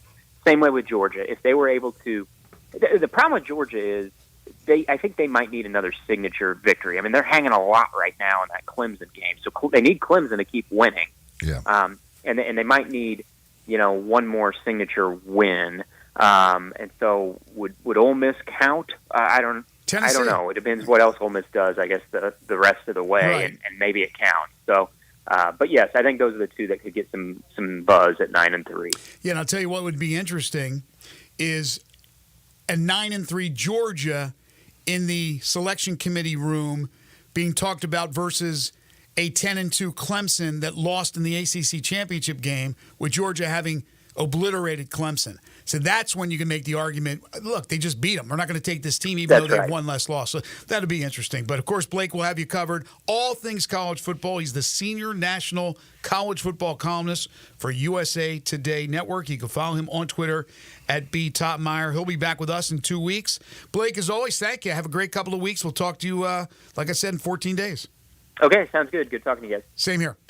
By the way, Gonzaga, according to Brett McMurphy, will get a full share, full conference revenue with no football team. And he says the Pac-12 still needs a minimum of 2 football members. I thought they only needed 1. Did Utah State not commit? Utah State's there. Yeah. So Utah State, I don't know. I guess maybe it's not official. Yeah, I thought they had made it official. Me too, because if you add it up, 4 that would be coming from the Mountain West plus Utah State makes 5. The 2 that are Oregon State and Washington State that are from the old Pac-12, that's 7. They're all full members. You'd have to get 1 more full member. But Gonzaga will be a full, or at least get a full share and not play football. Obviously, they don't have a football team.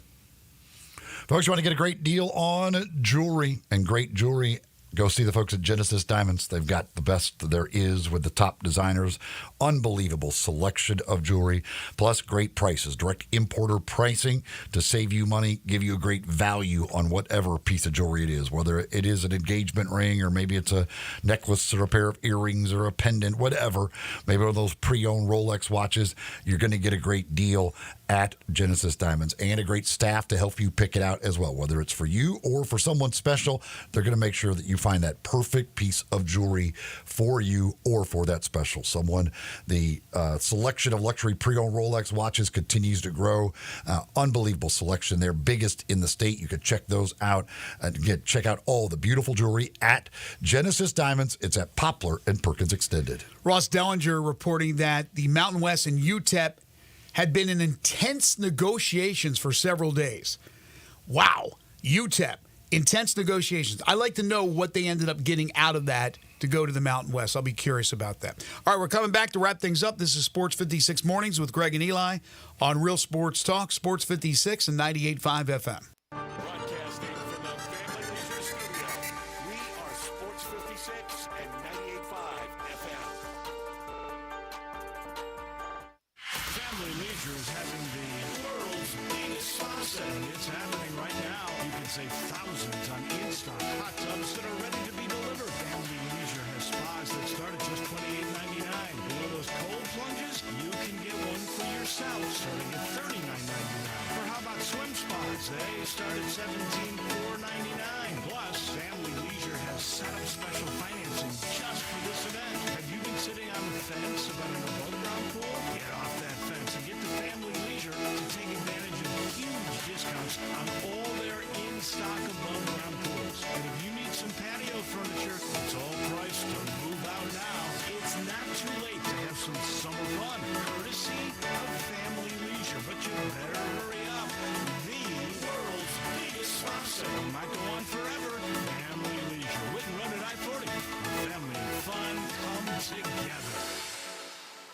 Napa Cafe celebrates 26 years in 2024. Hi, I'm Glenda Hastings, owner of Napa Cafe, and I want to thank you for making us part of your dining experiences. Treat yourself tonight with a delightful dinner. Maybe start with an appetizer like our baked sweet peculiar peppers stuffed with goat cheese and mozzarella, finished with basil pistou, and move on to one of our cozy dishes like the double chocolate stout braised boneless beef short ribs with tonkatsu sauce and creamy mashed potatoes. Or a fresh seafood dish like our pan-roasted ginger buttered sea bass with cilantro soy vinaigrette.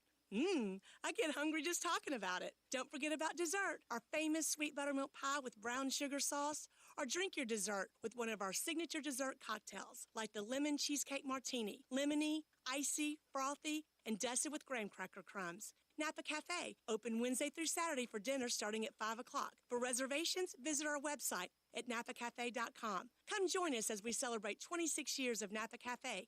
We can't wait to serve you. For life's spectacular moments, only a real diamond will do. At Sissy's Log Cabin, you'll discover a brilliant selection of natural diamonds, along with our promise of unmatched quality and service. The only real diamond is a natural diamond from Sissy's. Find yours when you stop by any of our 6 locations or shop online at sissyslogcabin.com. Discover the natural diamond of your dreams only at Sissy's Log Cabin, because life's too short for ordinary jewelry. Welcome to Triumph Auto Sales, where you'll have a great car buying experience. Triumph Auto Sales is your #1 source of quality pre-owned vehicles, ranging from lease returns to new car trades, all at huge savings. Plus, Triumph has a full array of financing options to meet your needs. Find your next car online at triumphautosales.com or stop in today at 4875 Elmore Road. Triumph Auto Sales will help you get the vehicle you want at the price you need and the service you deserve. For a great car and a great experience from a local and family-owned business, visit Triumph Auto Sales.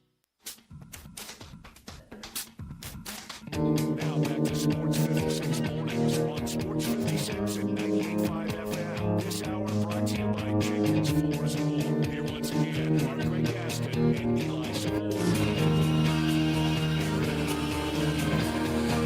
We've been talking about legends that we lost yesterday, Pete Rose and Dikembe Mutombo.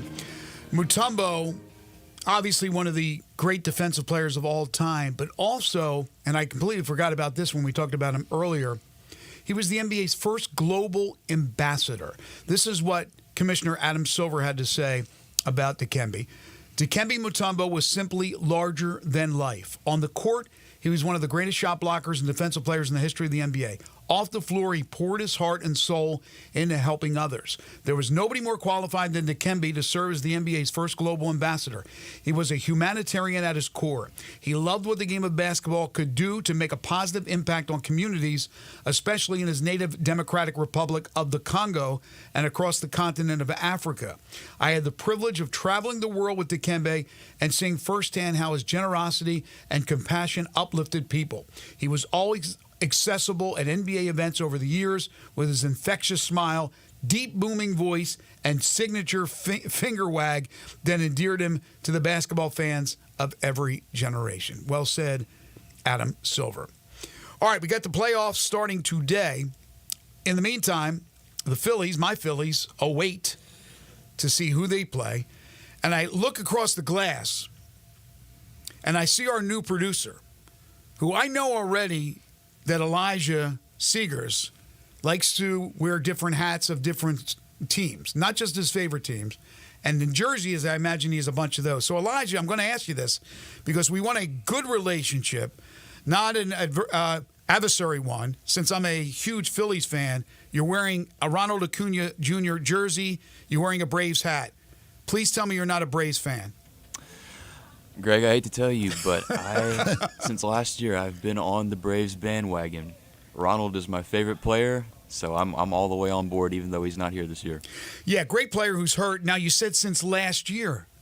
So you just became a Braves fan? Bandwagon fan. See, my loyalties lie long-term with the Colorado Rockies, and being a Colorado Rockies fan, you kind of have to subvert your hopes somewhere else. And again, I know you told me this story the other day when I asked you, for our listeners out there, because they want to get to know you as well. Why are you a Colorado Rockies fan?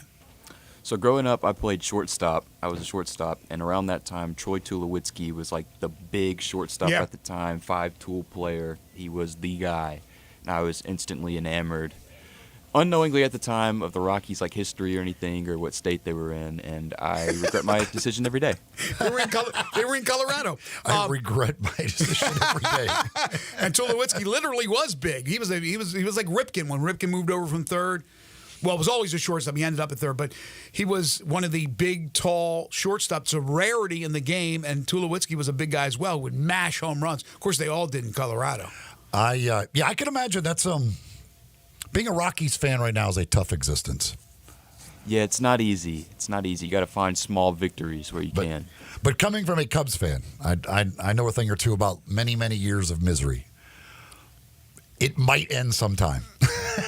And I hope so. It's been a while. It doesn't look like it's going to end soon for you, but it might end sometime. I'm not a big fan of the bandwagon jumper. You got to be with your team through thick and thin, but I'll let him slide here. Good luck to the Braves. I don't want to say your Braves, but we'll see what Colorado can do for next year. But again, officially, unofficially, whatever the case may be, welcome aboard, my friend.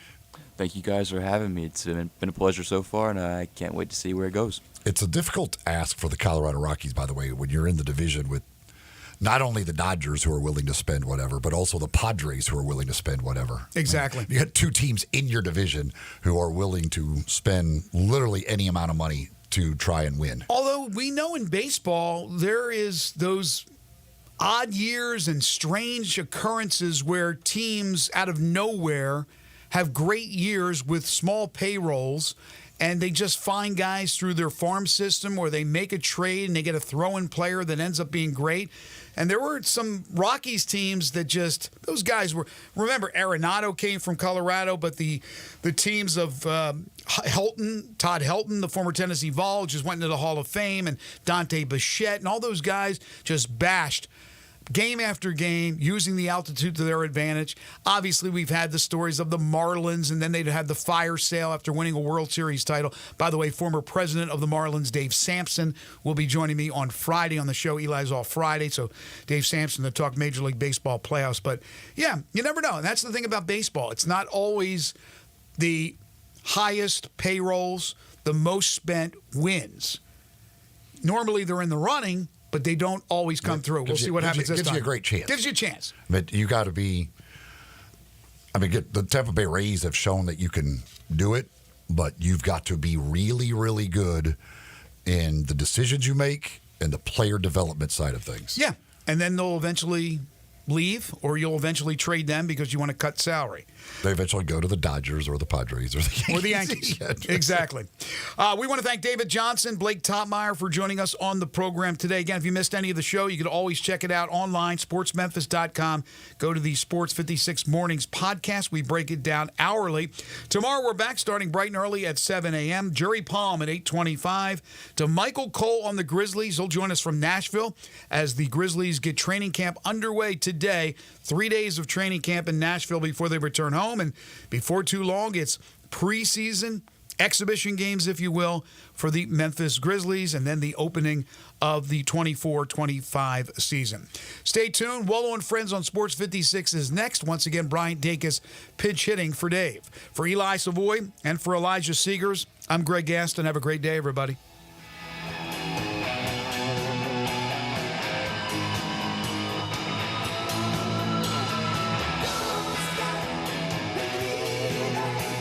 Working outdoors, unpredictability is the norm, so tackle your toughest jobs with the 2025 Honda Pioneer Sunrunner. This rugged side-by-side brings power to any party with reliable torque for towing and smooth shifting for the trails. And you can choose between 3 trims, standard, deluxe, or the 406 Allegro limit. Really high buy houses. We are Sports 56, WHBQ Memphis, and W253DF Memphis with John Harden. Weekdays from 11 to 1. It's time for Wolo and Friends on Sports 56. Here is your host, the voice of the Tigers, Dave Woloshin. Look up on the wall. There on the wall. Under the ball. Do you know one of the best things you can do for your employees or family's health? Provide Arctic Clear bottled water. Arctic Clear bottled water is your locally owned and operated